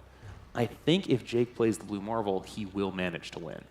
I think if he plays the Thanos, he would leave himself vulnerable to Shang-Chi, but I think what he's doing right now is figuring out if he needs to play the Thanos or if he can afford to play the blue Marvel. Tori at this point is already like 10 years ahead of us. He knows he lost. He's this gone. And He's gone. out here. Yeah.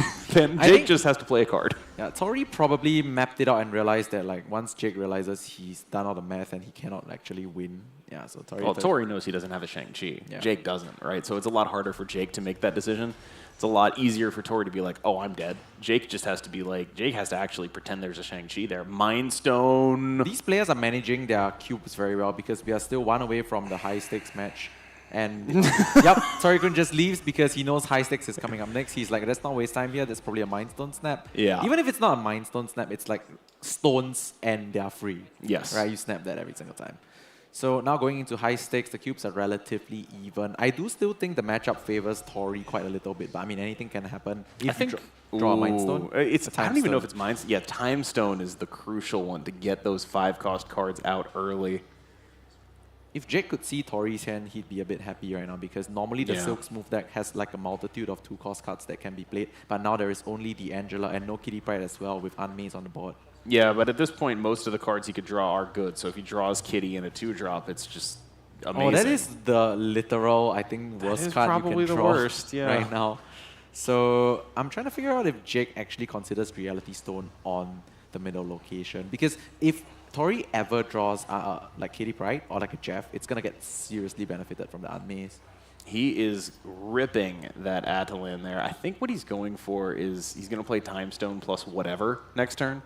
And he wants to make sure that he's playing the 5 costs that he has in hand. He just wants to be playing those. So My I think that question makes sense. is that actually enough? Because if Tori draws a playable card next turn, then I don't think it will be. Because like just going Time Stone into 5/5/6 doesn't really beat the stats from the Silk deck. But we shall see if Tori actually draws a What I'm playable interested card. in is the potential for Jake to draw a Professor X here. That is my interesting situation because the Ant Maze, if he Professor X's it, the Professor X will stay there and get the +3 power if it hasn't been used. Of course, the Time Stone is being used. Both players playing this really fast. Do you think they're feeling the pressure here?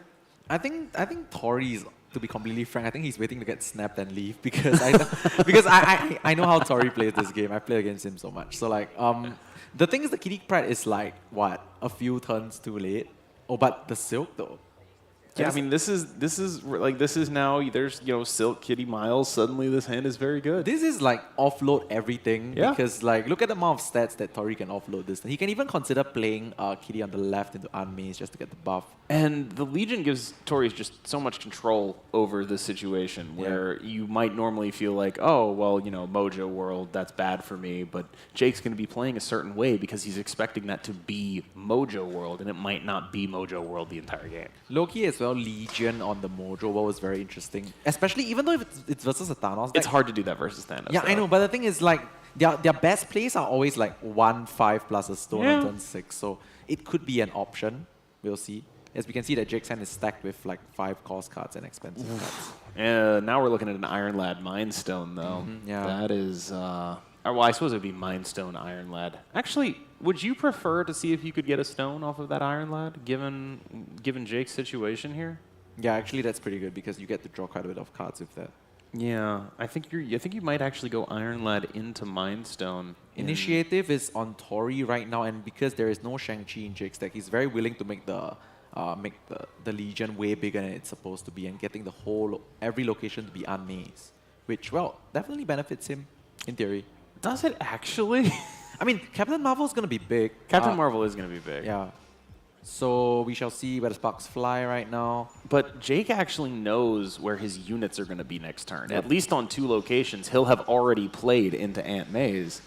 So let's see what this is. It's a purple stone. It's not fantastic, I would say. Also, he gets the buff from the Unmaze. Yeah. Now he's actually down on initiative. Tori's down on initiative. We could Shang-Chi that. But you could Shang-Chi that, but that's the lane you're already winning extremely hard, right? The Shang-Chi will move somewhere and give 6 power elsewhere, so there's that. I think it's worth it because if you Shang-Chi this and then you move your Shang-Chi somewhere else randomly, the Kitty can also potentially get some stat buffs and, cover enough ground. But it's a lot of randomness, I have to admit. Plus, you need to factor in stuff like Silk moving as well. And that's kind of why I like the Captain Marvel here, because there's just so much randomness that could possibly happen here that we're just going to throw our hands up and say, higher, further, faster. I hope it works. There is probably some good Silk ordering as well. Like, you want to make the Silk jump into a certain location. Well, of course, it's never guaranteed, but you do want to sort of pinpoint where you think your Silk might go. I mean, yeah, I can't say anything other than just trust in Captain Marvel at this point. We also need to think about the fact that Jake still has active Ant Maze on the board, so his stones do get buffed. His Ant Maze is only active in the middle. Yeah, which he is totally avoiding. Which is interesting. Sometimes Silk gives you the illusion that the lane is bigger than it actually is, but you forgot the fact that it can actually he's not avoiding the middle anymore. Yeah, because he's trying to bounce the Silk. And Tori with the retreat later, he did not want to trust in Captain Marvel there. I got to tell you, as someone who, I feel like the reason you have Captain Marvel in your deck is for those situations. When things are too complex to figure out, and you know that your opponent is also in the tank trying to figure it out, that is what she's for. She's just like, all right, look, I don't have to figure this out. You have to figure this out, not me. I'm trying my best to think, like, because even if I do not have Caster Vision, would I have stayed there? And I think I would have stayed there, even without Caster Vision. The Mind Stone, again, Jake is really getting his Mind Stones, and there we go, signal down on Jake's screen. It looks screen. like he snapped He away snapped the screen away. The Mind Stone was too powerful, destroying the screen. But we do have Tori-kun's feet, I believe. Just maybe. Oh, well, what did it cost? Everything. I liked how we got that at the same time. All right, so... But I gotta throw one more in there. You know what, KM, reality is often very disappointing. It is often disappointing. Yes. But the Mind Stone, I mean, that was the last stone Thanos got. I remember that movie. I watched it. Yes. So we are back to our smiling faces as we fix what seems to be a technical issue with the stream being broadcast. What will happen to the game in progress? Is there any word on that yet? We're going to be checking with production for that because, I mean, Mind Stone, snap, game in progress. Like, that is, you'd hate to see that restarted if you're Jake. And momentum is definitely in Jake's court right now because he just won a previous 2-cuber game. Tori retreated later, and now he just drew Mind Stone into snap. You know, that momentum is really all on Jake right now, and I think if he loses it because of a reset, it's going to be a bit unfortunate, not going to lie. I would agree. Like, that is a tough break, I think. Is there any word from production yet? On what's going to be happening? We're currently waiting on whatever the resolution of this will be. But yeah, KM, I feel like that game could have been really exciting. Like lots of Mind Stone snaps. Even though Tori-kun is playing really well, I feel like he's being sort of like a bit bully balled by Jake because of the power of the Thanos deck. Stones, right? Like that's sort of how it goes. When the Mind Stone shows up, that deck is better than anything else in the game. It is just the best possible thing you can do. Mind Stone drawing you cards, accelerating you towards your incredibly powerful mid and end game. That's the best it is, and we are back in the game. It looks like we did not end up having to restart. They managed to keep playing through. And Tori stayed? We saw Tori was down. Wasn't that much down, didn't he? What happened during the break? He must have retreated. Yeah. He must have retreated on the Mind Stone snap. Yeah, that game was retreated on the Mind Stone. He must have retreated the Mind Stone snap, right? Pretty much. Yeah. But now he's in for everything, though. Yeah, it was 7-5, right? I believe so. Yeah, and so Jake snapped a Mind Stone at 2 cubes. He must have just left on the Mind Stone snap. Yeah, Tori in for everything right now. Kind of in a doesn't look like great position for him though. Like the Dino's already on the board, no Shang-Chi in hand. Early Mind Stone again from Jake. The bully ball really in effect here. I mean, this is just like how it goes. This is how you drew it up when you brought a Thanos deck. Was just I'm gonna draw Mind Stone and then I'm gonna snap every time I draw Mind Stone and then I'm gonna win every one of those games. Reality Stone being played on the Craven lane into Limbo, which gives Tori-kun extra time. That was definitely not what he wanted to do. Tori's hand was a little bit clunky and the extra time was definitely necessary. And Jake's, that's not just extra time, it's extra time to draw a Shang-Chi. Exactly, it's one more draw for the Shang. And that Professor X might be the only thing that saves Jake here because he will need to lock up a lane before anything goes wrong. The question is, does he use the Professor X defensively or offensively? Because kind of what I'm thinking about here is, what if what he's supposed to do is Professor X the Limbo and then use Juggernaut to protect his Devil Dinosaur from Shang-Chi on the final turn of the game? Is that a line? That is definitely a line. There's also another way of looking at this, which is you just get the middle lane done right now. You go Prof mid. You know that lane is probably won just right now. Get it done. And then maybe, like you said, do a Juggernaut play, but on 7 and not 6. Yeah. Or we could actually also maybe do it on 6 if we read a Legion on 6. Yeah, I'm interested to see where this goes. He's making the brave play here. I don't know if it's enough though. 7 on the right, Spider-Man pulling. Jake can clogging up the middle location. That is so sick. Ooh, then we're gonna see the kitty is getting stuck there, which is actually not that big of a deal because the Jeff still can move in to buff the Craven as well. But there's okay. So what happens now is the Jeff moves in. If Jake plays a Jeff, there's a question of Blue Marvel, right? And that is, I mean, that could be the entire game here is a Blue Marvel, and there is a Blue Marvel in his hand. The fact that Tori-kun has the option to move the Jeff in is like asking Jake, like saying that you kind of have to play Jeff. Yeah, in but that like location. Final turn here being something like Jeff Juggernaut on the left is pretty compelling from Jake. Because he is going to be able to win that Craven lane off of the Jeff. Tori's going to Shang-Chi and win the Devil Dinosaur lane, so the question then becomes, what happens about the others? Here's the other question, though. If Tori goes for a Legion here and moves the Jeff in, does he just win right now? Yeah. Yeah? Yeah, I think Tori spots this line and... Wait, hold up. Wait. Blue Marvel coming out. Oh, he doesn't shift the Jeff. He didn't move the Jeff. He didn't move the Jeff. Wait, I'm trying to figure out... Oh, wait, no, there's one more turn, Okay. We missed the fact that there's actually one more turn. So now he can move the Jeff in, but that means that there's a chance that if the Jeff comes out from Jake, that's it. The Jeff is going to come out from Jake, but Jake also needs to win Sakaar, and I don't know if he has a way to do that. So if the Devil Dino gets blown up, Tori goes to a total... Because like what I'm looking at here is potentially Claw on the left, Jeff... No, it doesn't work. We're still on 6. Yeah, I'm looking at ways to reduce the size of the dino to like less than 9. I don't It's think not that's possible here. No, it's not possible. The middle location is won by Tori simply on the back of the Shang on Dinosaur. And Jeff, like Jake doesn't have enough. If he has to play the Jeff into Sakar in order to secure the victory, he doesn't have enough to actually get to winning the left Sakar. This is, I think, a loss, but he's got to stay in it regardless. Yeah, he's got to stay because Tori's down to his last legs, down to 3 cubes. So I do think that this is a loss for Jake, but he's got to play this out. Yes. Oh, decides to go for this play Sure, why instead not? of playing Jeff. All right, let's see how the sparks fly.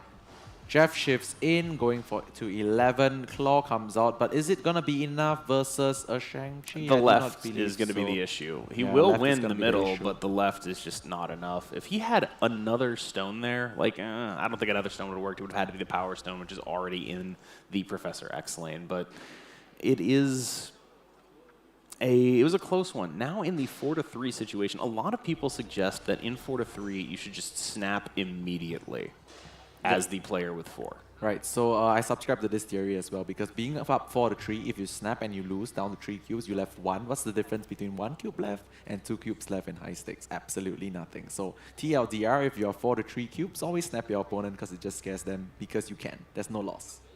Holding the Reality Stone here is interesting. There is Storm Juggernaut, but this is the matchup where it's as bad as it can possibly be. I'm very curious why we are holding this Reality Stone. I feel like the priority of drawing into your Prof X's, your time stones, it's way more important than holding the stone to draw card for something like a scam.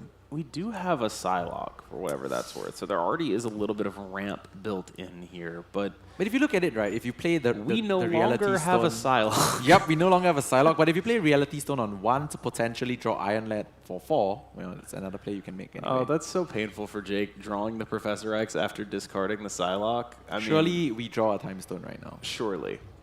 Surely we draw a Time Stone right now. All right, let's see if we can get that Time Stone. Oh, Reality is Jotunheim. often very disappointing for Jake right now. Getting hit by the Jotunheim. Oh, on there's his the Time Stone.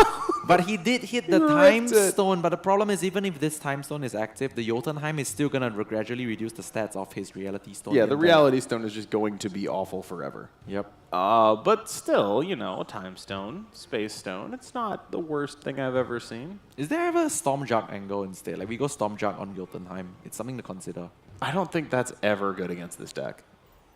Yeah, that's true, because they get so easily back into the Storm location, The right? Juggernaut, Storm Juggernaut specifically, is just like, we're never actually going to get anything out of that here. Like, there's a Vision, there's every card in the deck, Does this pull basically. into the Jotunheim? It does not. Pulls the Time Stone to the left, insignificant for the most part. Space Stone draws a card, Time Stone draws a card, and then Jake is back up to 5 energy. Professor X? I don't guess think it's never Professor X here, actually. It's never Professor X, because there's a Jeff on the board. I guess it could be if you think you're going to draw yours, but... Okay, so hear me out. I think it's never Professor X as well, but we are talking about Jake here. He loves his Professor X. Like, I too agree that it's probably never Professor X, but it's Jake. He's gonna do it. Oh, I see him hovering that Professor X. I see him hovering that Professor X as well. The issue is, if you put it in the Jotunheim, the Jeff is going to move over there at the end. The Professor will be getting negative power the entire time. And if you put it in Sokovia, I mean, you're basically, because your opponent knows that this is the scenario, there's just a very, very low chance of anything actually happening. Plus, the Jeff ends up being equal to the Professor X, even though it's pretty likely that Miles ends up coming down there, right? Like, you expect your opponent to play into Sokovia in this spot, and it just makes the Professor X a very hard card to play. The scary thing is that this is supposed to be way better for Torikun. I told you he was going to go for the Professor X. This is Jake we're talking about. We've casted him the whole day. He went for the Professor X. Gets hit by the mouse, and I feel like, to be completely honest, Torikun's hand could have been even better, because this is the turn you usually go mouse plus a thing. And there is no thing to play. So Jake got cute there. I mean, it could work out, but currently he needs a claw. He needs a claw. That's the specific card that he needs. He needs a claw. Strictly claw, right? Because that's going to make it 9, and yes, then Jeff is 8. It has to be claw. This is not looking good for Jake. Is it Torikun is not. going to mount that insane comeback? Also, Jake did not know about the 4-3 rule, huh? He did not know. All right, let's see. Dino can calm down, but if Dino calms down, it's literally saying, please shang me. I think that is what you do, right? You just put the Dino in Cosmo? the Jotunheim and just go. Dino Jotunheim and... Yeah, just be like, look, commit a Shang over there. Oh, that's true. That's true. Yeah, Dino Jotunheim. You could even Cosmo. Oh, no, You're Cosmo. not going to have priority here. Yeah, you don't have initiative. That's a problem. Dino comes down. Might be the easiest Shang of Torikun's life, but he probably still has to consider potential ways he loses mid. Yeah, the claw is the thing that you would be afraid of here. I find it very hard to believe that Jake is staying in on this. Also, no Cosmo, right? No Cosmo for Torikun. That can be used because of no initiative on Jake's side. Yeah, there's the retreat later coming in from Jake. We're just waiting on Tori to click the end turn button, and we should be good to go. Yeah, the thing is, though, Tori is on 3 cubes, so Jake should always just play this out, regardless, because there is no downside. Because it's gonna be 1 to right 3. For the same reason that he should have snapped at the beginning. Yeah. It's just 1 to 2 is the exact same in high stakes as 2 to 2. Exactly. Because every game is going to be worth 2 cubes at least, so it'll be played for 2 no matter what. He only has 1 life left after this. Yeah, so I think Jake didn't realize that he should stay no matter what to see the result. Tori's like, yeah, he doesn't know. All right, so we are down to, I believe, 2 to 3 right now. Flipped situation. Torikun is in the driver's seat, and Jake is slightly behind, but anything can happen. It's high stakes. There are only maximum of 3 rounds left in this game. I think Collapsed Mine hurts Jake a bit because the Thanos deck wants to start rolling downhill as fast as possible. It wants to be playing these stones as much as it can. Wakanda is a safe lane for Devil Dinosaur now. That is a big deal. Yeah, with regards to Collapse Mine, the only thing that really hurts is if Torikun drew Kitty Pryde, which he did not. The bulk of his power in his deck is all 2 cost cards. As you can see, the Craven is in the hand. I don't know if this is one of those games where we will see that Legion on the mines, but I kind of do want to see it.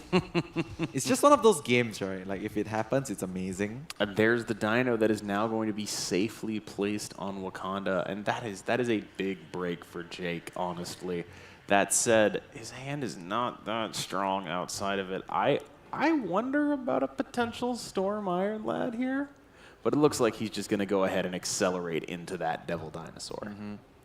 Tori's hand is actually very clunky as well for a Silk deck. All the cards that he can play, that for like multiple cards he can play, are not seen. Oh, this Shadowland is interesting because like going Legion on the Shadowland is also like, depending on the lanes that you are trying to win, could be really interesting and could win the games. I like this Devil Dinosaur, but also there's Timestone Iron Lad here, which, I mean, I guess I don't really know which order you'd necessarily want to do that in. Do you want to play the Dino now? Do you want to play the Timestone Iron Lad now?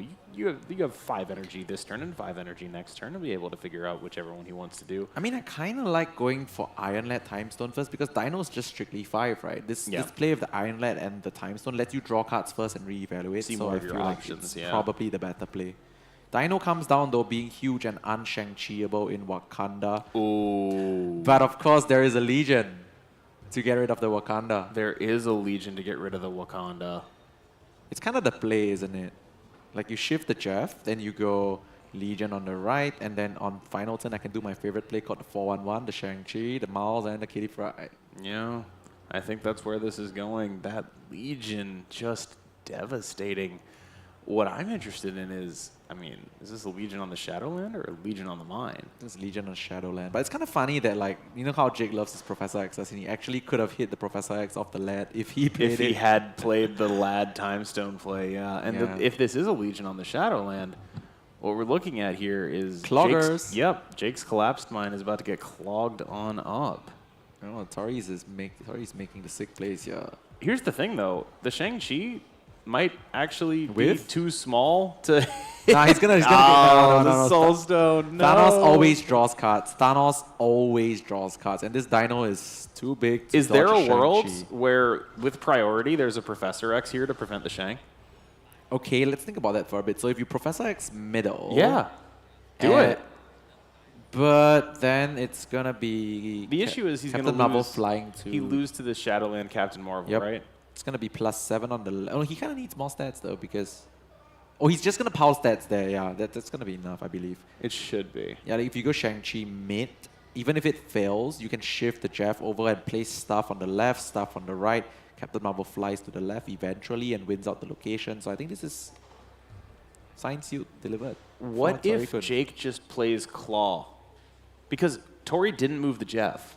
So it's just Kitty and Shang-Chi. Oh, he didn't move the Jeff yet. Yeah. No, he didn't move the Jeff last turn, so he can't play the Miles this turn. Wait, wasn't it a misplay? Yeah. Oh, that was a misplay, wasn't Yeah. it? And so what if it's just Claw and Soulstone, right? Claw middle, Soulstone Shadowland. Yeah, this is so interesting because like I was so absorbed in the fact that we could play the mouse that I didn't realize that Tori actually made he really misplayed this because now the Shang-Chi on the middle won't win enough. Won't be enough, will it? Whoa, did Tori just I think make that might a very crucial error. The claw comes down the middle. Reality 7. Stone. Now Captain Marvel can't move without losing that lane. The Shang-Chi comes out on the dinosaur, but it is probably not enough. Yeah, Captain Marvel can't move without losing that lane anymore. Whoa, that's huge. Claw, wait, Kitty Pryde is not big enough. Not big enough. Tori, I think he knows. I think he knows he forgot to move to Jeff. Yeah. That is the first huge blunder of the tournament for Tori, I believe. And it literally cost him the set. It did. Not just the set, the match. Like that was. Well, it's one to one right now. But like right this now. could be done. He knows. But I think knows. at this point in time, he needs to be able to like come back from that mental like semi-breakdown at that point in time. He needs to know that, all right, I still got to try to close this one out. I want to commend Jake for going away from the Professor X because, like, we know he loves the Professor X at this point. I want to commend him for making the correct play there. It was very, very good. I do think that Tori-kun's hand here is able to come back in this final game, though, because, like, Jake's hand is relatively slow. Oh, then a Rhino, though. Rhino is kind of interesting. Time Stone and Psylocke in hand is very funny. Tori-kun trying to maintain his composure, I believe, because this is a very, very important game to win for both players, mentally and physically and everything as well. All right, let's see what this Spider-Man does. I like how he's not going for the Rhino because he believes that he will draw better cards off the Artillery, which is rightfully so. The deck of the Silky Smooth is going to be able to draw a ton of good cards that cost very low. It's pretty easy to draw better cards when one of those cards is Rhino, right? Yeah, I mean, you could draw the Rhino, but like at the same time, you could draw like Silks, Kitties, and well, let's see. This Thanos hand is not it. Well, that's the sort of the risk that Thanos runs. They're often going to be punished by Atalan. There we go. He drew everything. Look at that 2-1-1. The beautiful 2-1-1. Spend all your energy curve, build up tons of stats, and just he doesn't even have to play the Miles now. Just not lose. Yeah. From this point onward. I mean, granted, playing a Thanos this early is pretty strong. Yeah, Tori-kun was gifted this game. I'm not saying that's actually over yet, but Tori-kun was gifted like a really good round 10 game despite that previous mishap in the round 9. Well, Atalan is often worse for a deck like Thanos that draws a bunch of cards early because they're almost always going to have like 6 cards in hand shuffled away. And when you have 6 cards shuffled away and you've already played a lot of the ones that draw you cards, it's like having your momentum stopped entirely. Someone remind me how we are playing Thanos right now? Time Stone and Psylocke. Oh, okay, that's kind of rare. Normally we expect a 5 on turn 4. Yep, 6 on 4. It's kind of rare, but okay. Well, if Thanos is his best play, Tori's not even upset here, right? No, I mean, look at the Shang-Chi just sitting in his hand. It's a tough situation to be Jake right now. This is another interesting one though because you kind of want to deploy more units before anything is actually relevant here. You want to not necessarily play the Blue Marvel right now. You want to play, Reality Stone, Power Stone, Juggernaut, draw your cards, then go Blue Marvel plus another stone and hope that that's enough. But I don't know that it will be. All right, so this is that point in the game whereby I need to make this very amazing statement, which is Jake's out here is Reality Stone into Bar with no name. Oh, that's true. Like, I'm legit serious. This is that kind of scenario because you cannot retreat. You got nothing else to lose. You got to go for that Reality Stone into Bar with no name and say, reality is often more disappointing for my opponent than my own. Could aim for a Nexus. Like, you go Reality Stone, Juggernaut on one lane. All right, so we are in that territory, aren't we? Yeah, we're in Hail Mary situation here. But if that's the case, I think we are going for that Hail Mary Reality Stone Bar with no name. I think he also knows this. He's just got to do it like, what, Bar with no name Dino?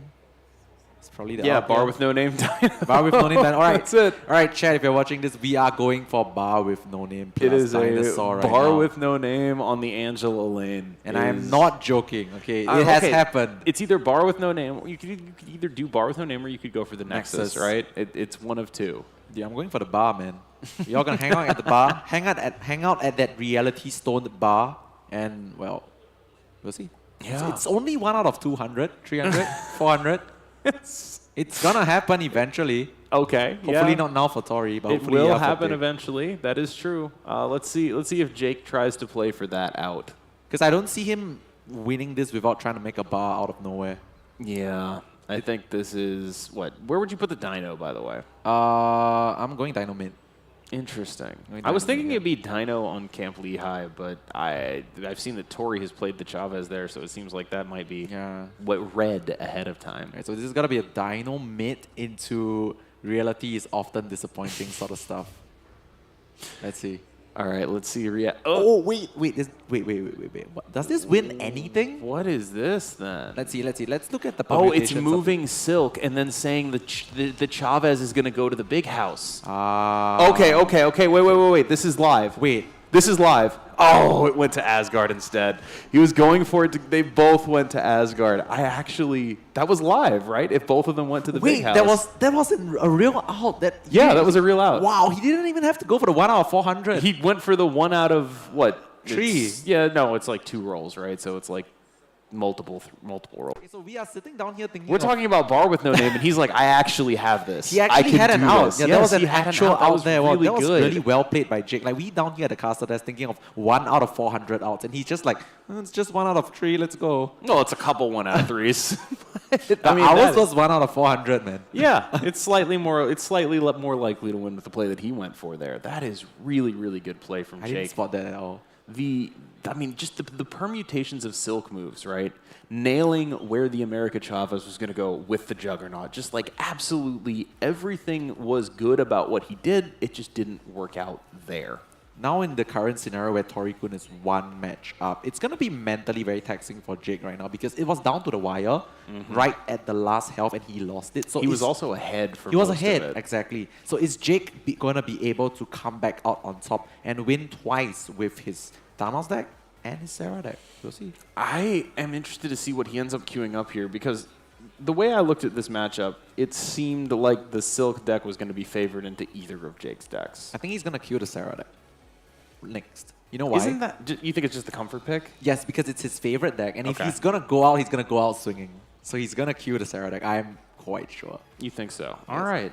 I'm interested in this matchup because this matchup does not seem very good for the Sarah deck. It is because there's no Legion in here, so the Cosmo actually does shut down like the Scarlet Witch that he does have to control it. But that said, he did say he played against the Moon Girl deck twice in the brackets, and he beat it both times. With the Sarah deck? Mm-hmm. Wow. Okay, that's something that you don't see every day. But like, to be completely frank, I feel this Sarah deck is in a bit of trouble, as you say, because firstly, no Legion. Scarlet Witch is just Scarlet Witch. And like, your opponent has this real ability to get even more behind than you, because the Sarah deck wants to get behind, but the Moon Girl She-How deck is amazing at playing from behind.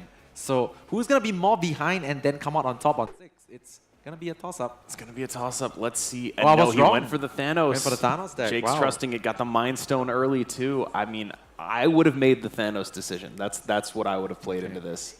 I think Storm Juggernaut is extremely, extremely powerful against the Evo type decks, just as good as it gets. And yeah, this is... All right, Snap comes up from Jake. He has like one of the literal best hands of a Thanos deck, which is like stone, Mind Stone and already stones. right? Mind Stone and other stones, so you're almost certainly going to get a Time Stone on 2 into an Iron Lad on 4 and just go nuts from there. What is Tori-kun's game plan here versus this matchup? Because I feel like there hasn't been a lot of like high Evo She-Hulk decks versus Thanos matchups that we can analyze so far. I would suggest that his game plan is land a Magic, land a Cosmo.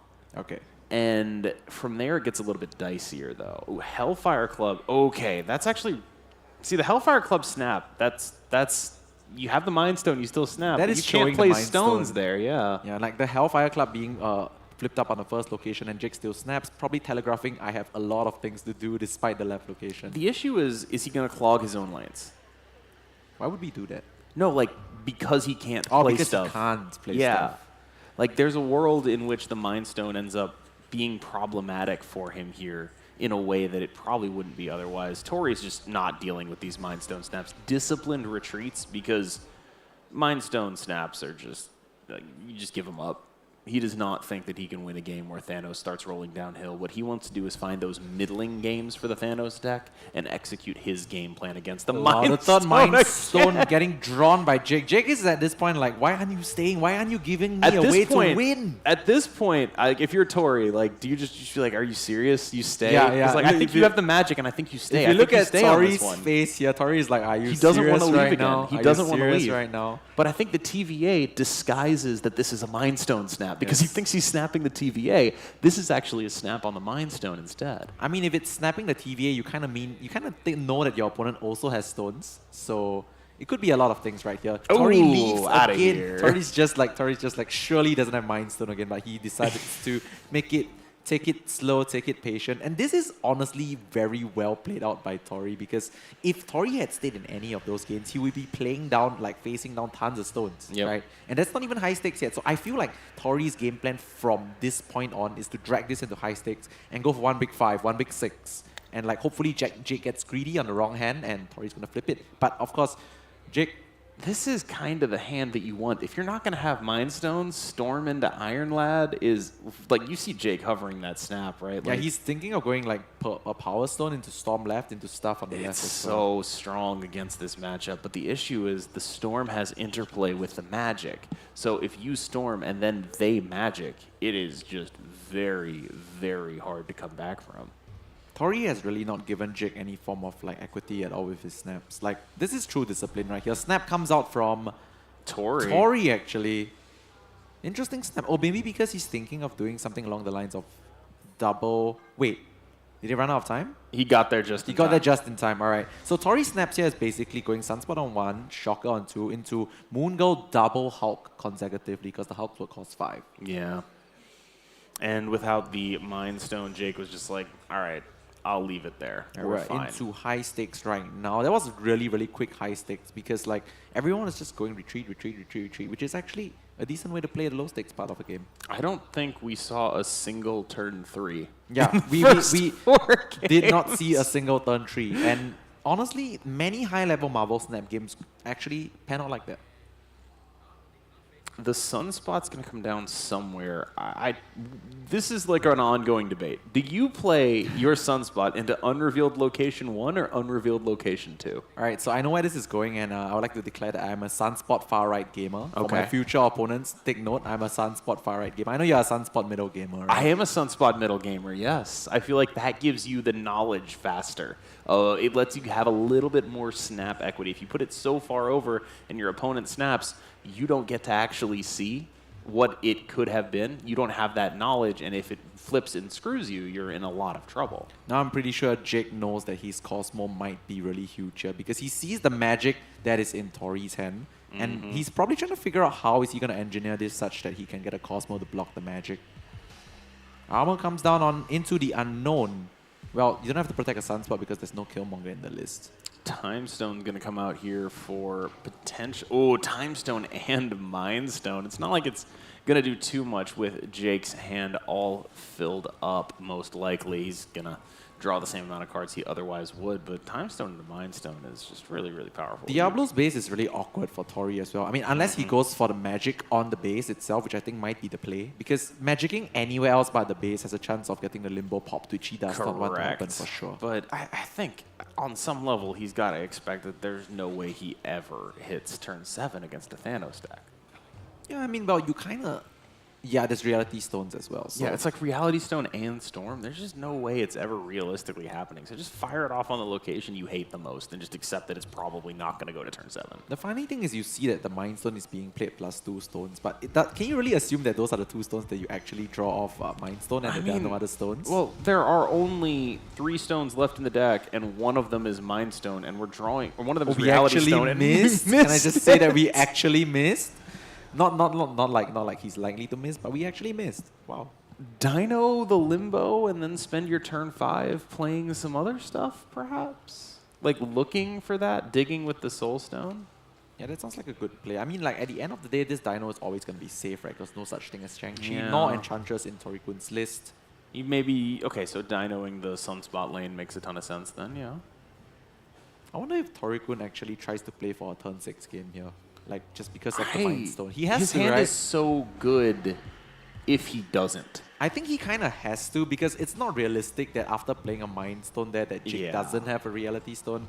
See, like, this is like, okay, Soul Stone, Power Stone, Jeff, right? Yeah. And then you just get a couple draws looking for the Reality Stone, looking for the Storm. Hopefully you pull off the Turbo Scam, or you just think that you're going to trick your opponent into playing cards right now and they're never actually going to full pass. Honestly, the way I'm looking at this, I think that Tori is taking his time because he wants to set up for turn 6 game. Yeah. No, he wants to play a turn 7 game. Yeah, he wants to play a turn 7 game. He's leaving the turn 7 game option still there. But at this point in time, like the Blue Marvel coming out on the right could mean that he might win the right without playing a single card. That it really depends. Because we see the dinos already out. Yeah. Is this a game? I mean, oof. I wonder if Tori can make the soul read that there is no Reality Stone. He would have to make such a read, but if he does pull it off, I mean, that's a free She-Hulk. If Tori can make the read that there is no Reality Stone, that is the sickest read I think he's made like in this tournament, like right now, because you literally drew 2 stones from the Mind Stone. And we haven't seen seen a single one, exactly. So if he's going for the you don't have the Red Stone, I'm calling your bluff thing, well, that's insane. Is this a setup for Thanos as a 20 power unit? I wonder if Tori can make this call. It's so difficult to make this call. It is. I would never be able to just end the turn here. I would never be able to do it. But would you? Are we supposed to end the turn here? Is the thing. Our hand is so good if we just end the turn. Exactly. Here. So, I cannot really decide if I have caster vision, so I say I would end the turn, or like would I actually do it? But like statistically, you're supposed to lose on turn 6 here because the Mind Stone drew 2 stones. Oh!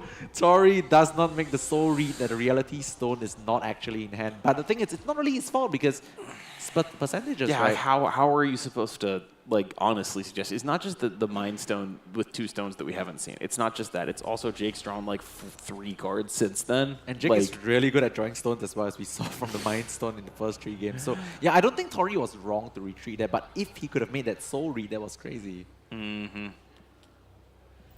Alright, so this is not exactly Mind Stone level of good, but the thing is, Thanos drawing stones is just good. Yep.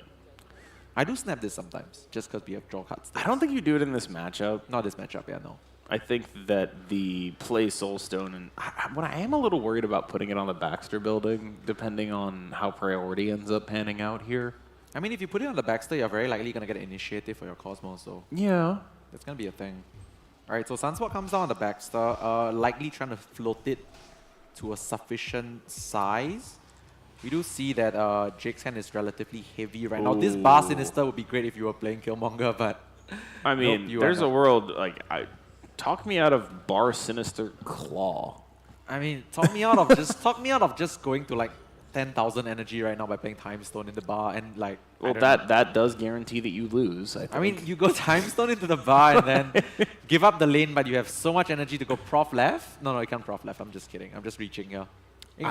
Talk me out of Professor Xing the bar if you draw it. I mean, so you're just gonna go Time Stone and chill? I would play 2 stones here. Okay, yeah.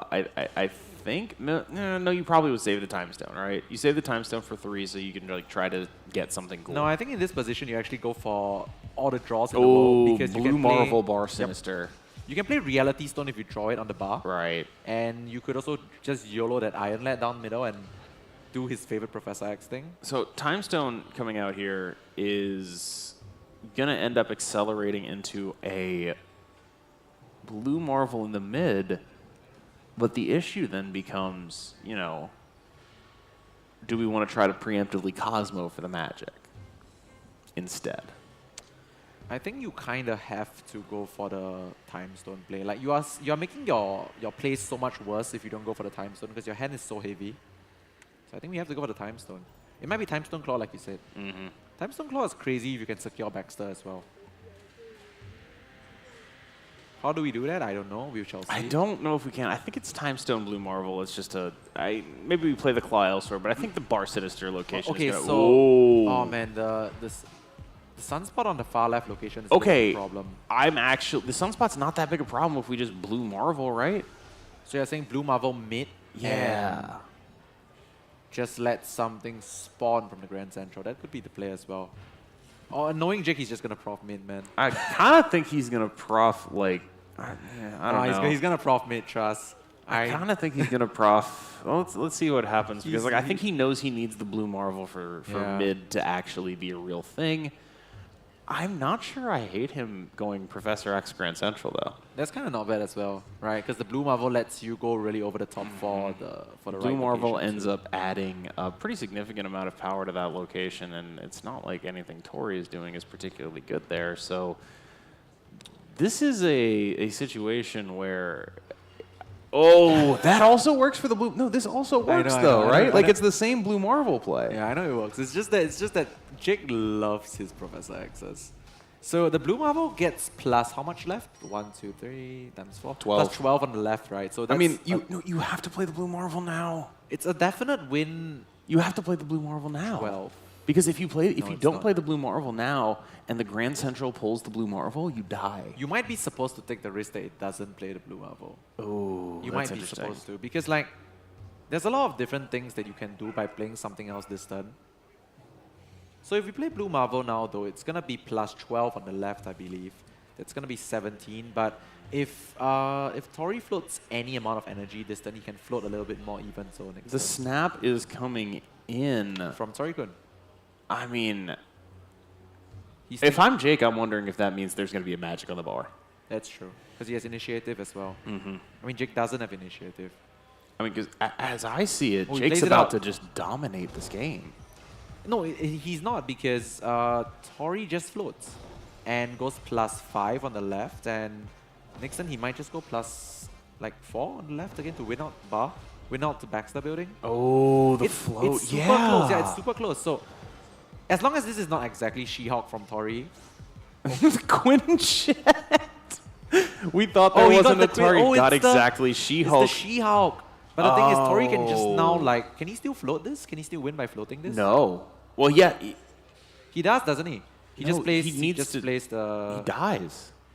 Does he though? Wait. If he plays Cyclops in the middle, hold on. Okay, so Cyclops middle. is basically effectively 6. Each Cyclops is basically effectively 6 here. Takes him to 24. It's 24. It's 24 mid. But it's not actually 24. It's like an effective 24 it's compared to the 27. It's going to be more than that because 27. Tori's going to win the Baxter after this.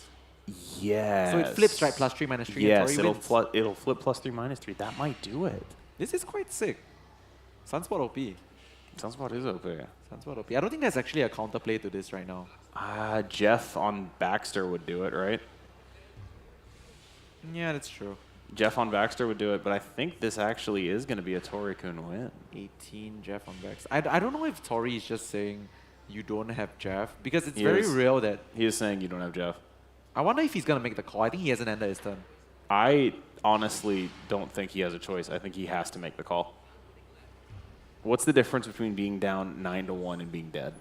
That's true. Yeah, he's making a call. No Jeff, no Jeff. And it is definitely so. There is no Jeff in Jake's hand. And Tori takes a very, very huge gamble that pays off right here. Cyclops going pew pew 8 times, dropping the blue marvel down. 3-point Baxter building win. I mean, that is... Wait, was there an emote thrown out? I heard the sound of an emote. They've both been... Jake's been pretty liberal with his emotes here so far. But psychological warfare. I mean, that is just... Yeah, I don't think Tori had a choice on that one. 9-1, you might as well be dead. Yeah. So take the risk and try to get yourself back into the game. 5-4, totally winnable here. I can see that Tori is like on the verge of coming out with a huge victory, but at the same time, anything can happen here. Tori cannot let the nerves get to him at this point in time because this is like the most crucial moment, right? You gotta close them out. If you're not gonna close them out, Jake's gonna come back and close you out. And the Reality Stone, kind of unplayable here. Thanos doesn't actually have the ability to play Reality Stones early against the Magic deck. Needs to keep the threat of the Reality Stone alive. But this hand is very clunky for Jake if he doesn't play the Reality Stone. I mean, we do see a Psylocke, so there's a chance that we can see like a Psylocke on turn 3. Quinjet comes out in the middle. Oh, another Attilan. I think now you gotta rip the Reality Stone. This is so I don't bad. think you... I honestly don't think you do. I think you go for a Psylocke and then think about it next turn. Yeah, I mean, not rip it now, but like eventually you kind of have to play the Reality Stone because Thanos doesn't really work well with like tons of cards in their deck, more than usual. This is kind of a good draw for Tori-kun, just something to do.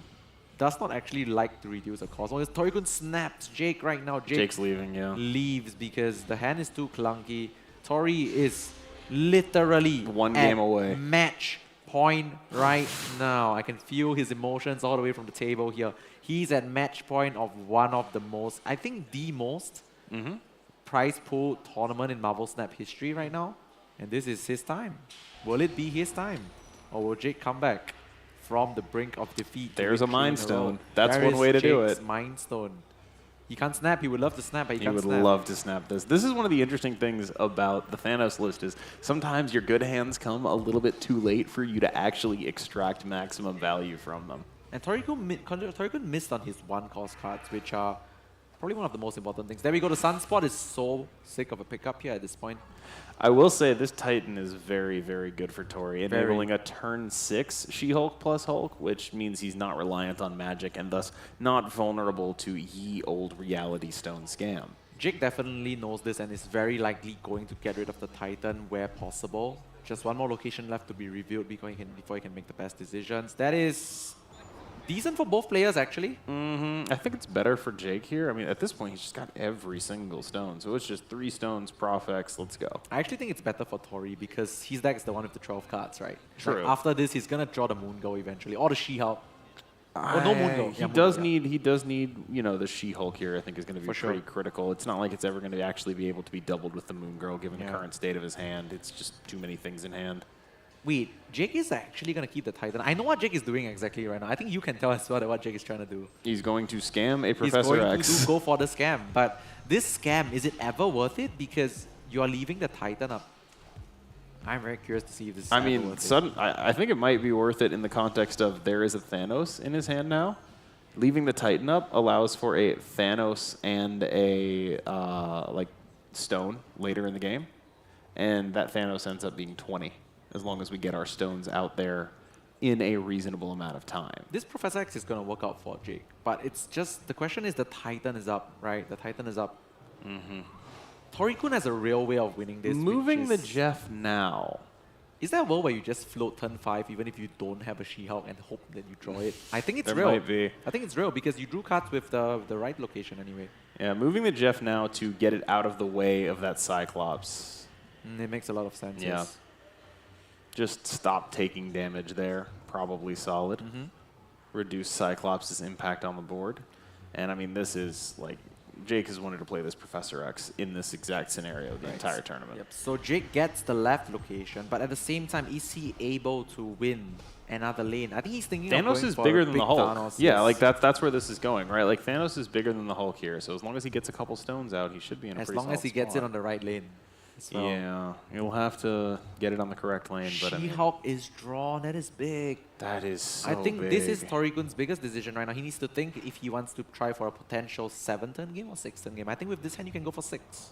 Yeah, I think he's going to end up going for 6. And this, I think, is going to come down to 50-50 Thanos location, yes, right? Thanos needs to go on the location that She-Hulk is in for Jake to have a shot. Yeah, it's going to be for match point. Tori-kun might likely float here and play a 6-turn game into Hulk plus She-Hulk for all the marbles.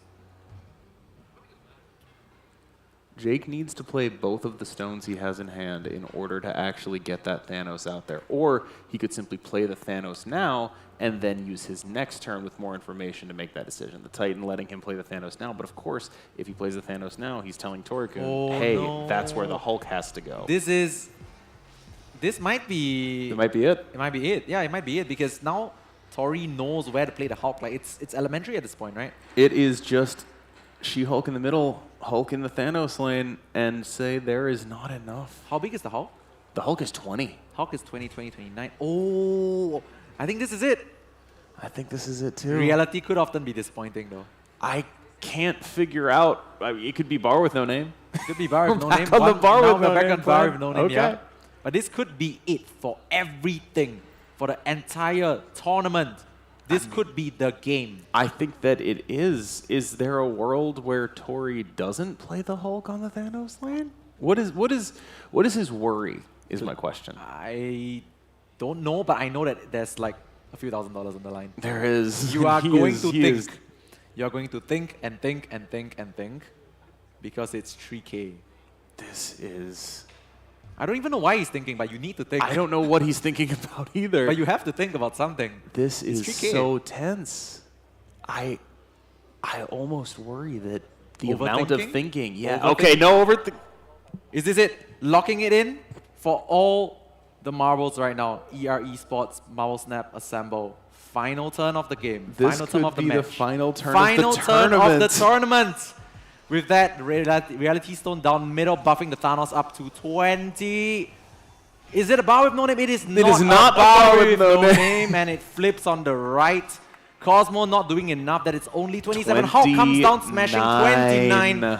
Beating Jake in 2-0. Torikun winning the biggest prize pool in Marvel Snap history too. Jake, congratulations. That Well is played to so both players. awesome.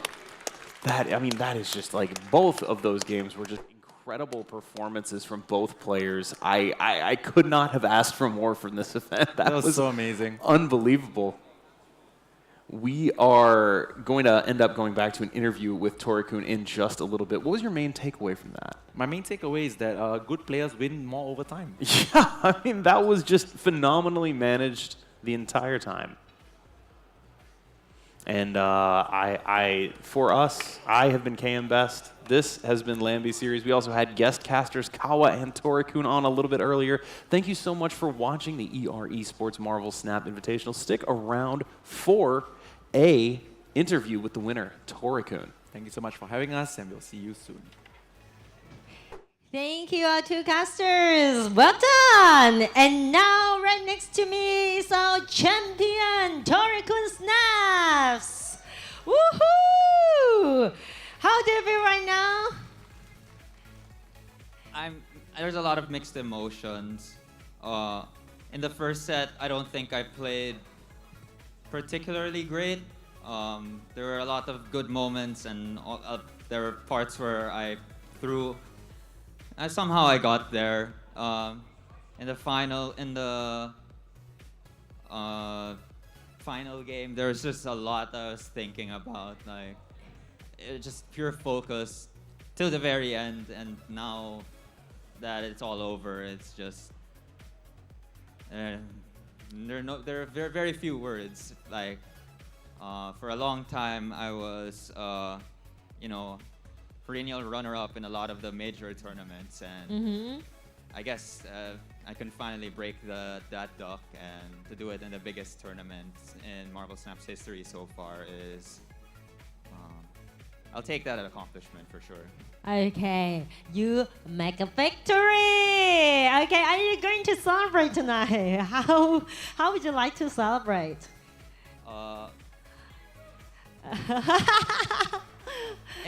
For sure, I will be For sure. on their stream. One of the reasons why I was looking so much forward to attending this event was just meeting a bunch of great creators. I've interacted with them for months now, and they've become great friends. I can't think of any better way to celebrate with All your new friends? with Old friends? my friends and I guess Twitch chat as well. Yeah, congratulations once again. A big round of applause and also a big congratulations to you. Please be seated, and we'll be seeing you very, very soon. Congratulations. 好開心啊！見到佢啦，真係其實都可以話係曾經陷入苦戰啊，咁啊，但係去到最尾啦，真係贏得非常之漂亮嘅。接住落嚟嘅時間呢，我哋都將會進行簡單而隆重嘅頒獎儀式啦。Now we will proceed to the award presentation ceremony. First of all, may I have the honor to invite Mr. S.K. Tong, CEO of ER Esports, to proceed onto the stage to present the prize for us. 熱烈掌聲，我哋亦都有請頒獎嘉賓、主辦單位 ER Esports 行政總裁湯小球先生移步嚟到舞台上，將我哋呢個嘅舞台，我哋擺SK 喺中間先。咁啊，當然啦，除咗有我哋嘅頒獎嘉賓之外，我哋馬上要頒發嘅獎項啦，就係我哋嘅 KOL 明星賽獎項啦。So now we will present the prize for the KOL Influencer Contest. The winner of the ER Marvel Snappers Assemble KOL Influencer Contest will receive an incredible prize, a For Love and Thunder Engineer Life-Size Statue。邊一個可以得到呢一個咁特別嘅雷神科愛與雷霆雷神錘1:1嘅雕像呢？麻煩我哋拎出嚟先啦。The winner of the ER Marvel Snapper Assemble KOL Influencer Contest go to Kawa. Let's welcome Kawa on stage.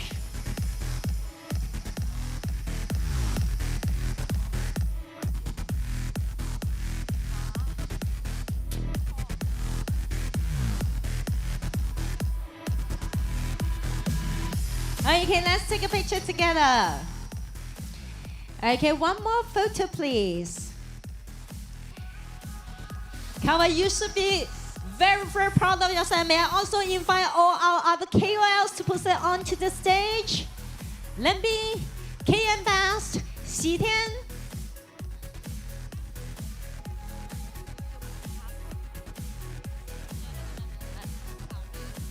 Xiaonan. And also, I would like to invite all our caster, Thunder, and also Garfield. Please proceed onto the stage. Let's have a picture together.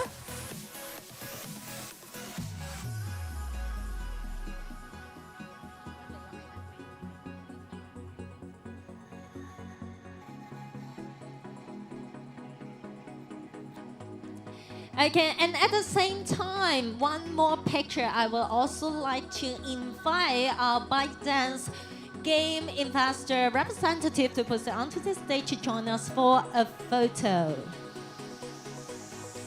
Okay, send please a big smile, everyone. It should be amazing, right? Okay, everyone, big smile. And I would like to invite our ByteDance investor, game investor representative, please join us on stage. Let's have another picture together. 我哋咪會有 ByteDance 嘅遊戲發行商可以一齊嚟到舞台呢邊，我哋再補多張相咧。好小心啊！我哋喺旁邊樓梯慢慢行上嚟就可以啦。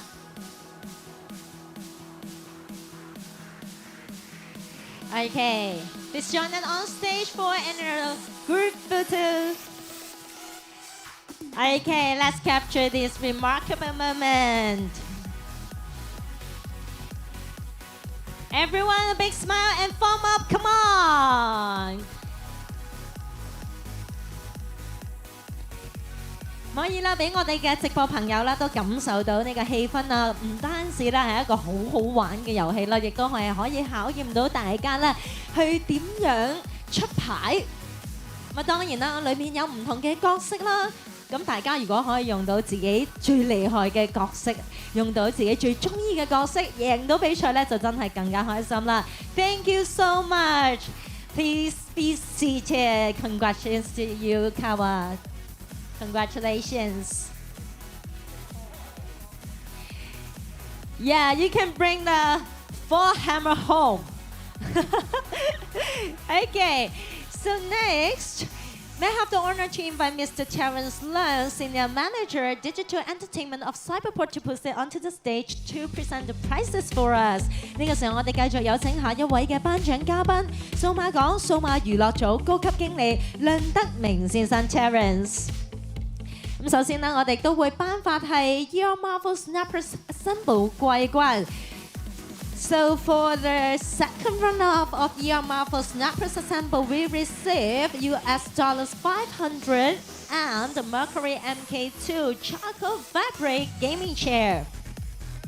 咁咧，我哋嘅季軍得主就可以得到有500美金嘅獎金啦，以及有水星 MK2 嘅電競椅皮面坦克色嘅。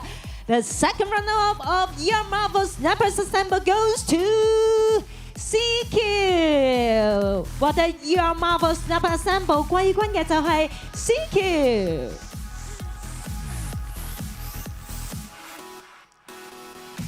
Congratulations！恭喜晒 CQ，keep up the great performance。Again, let's take a picture together.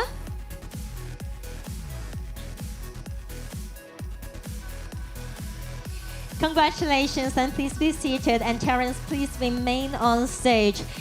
跟住落嚟咧，我哋要頒發嘅就係亞軍得主啦。The first runner-up of ER Marvel Snap Assemble will bring home $1,500 Saturn MK2 Light Grey Fabric Gaming Chair。我哋嘅亞軍得主啦，可以得到1500蚊美金獎金啊，以及有土星 MK2 嘅電競椅，布面淺灰色嘅。The first runner-up of ER Marvel Snap Assemble goes to Jake Dolan. Woohoo! I'm so proud of you. Okay, let's take a picture together.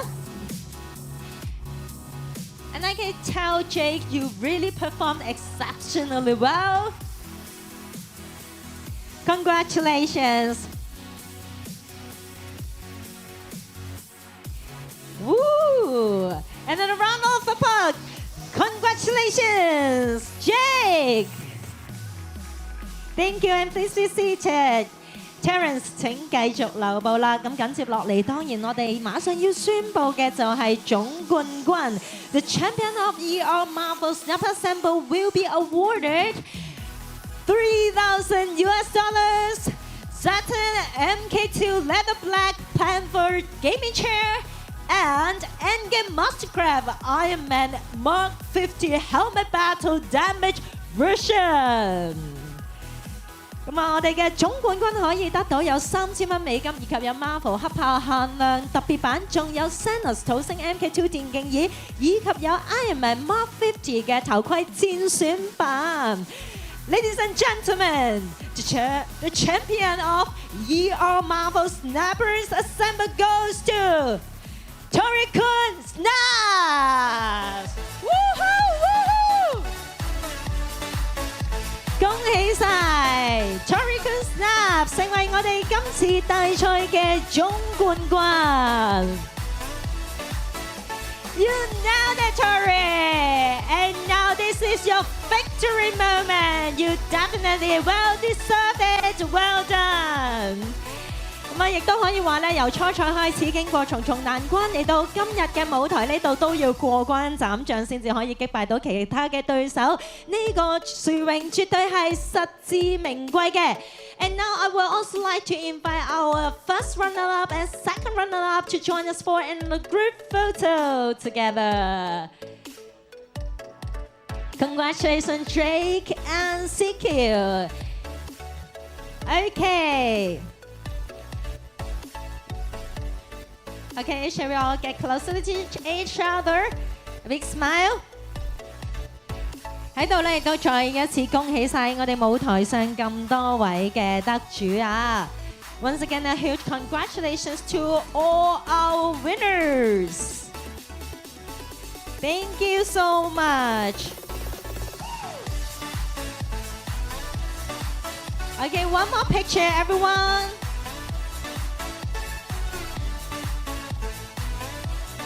Okay, center please.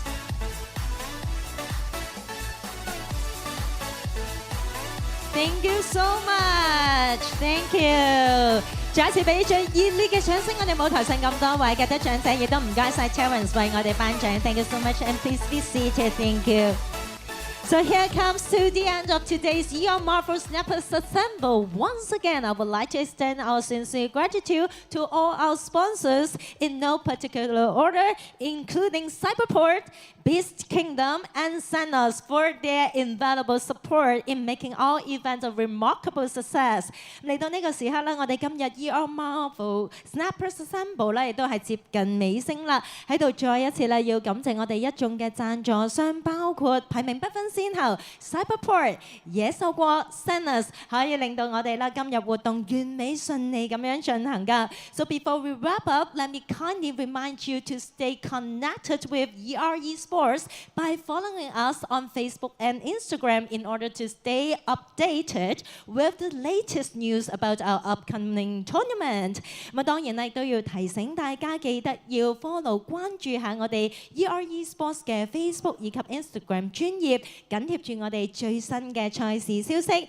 Thank you so much for joining us today, whether in person or online. We sincerely appreciate your presence and support, and we look forward to welcoming you to our next event very soon. 再一次感謝大家，無論喺現場度睇，又或者喺直播收睇嘅，多謝你哋嘅支持。希望好快我哋下一次活動再同大家見面。Thank you，多謝大家。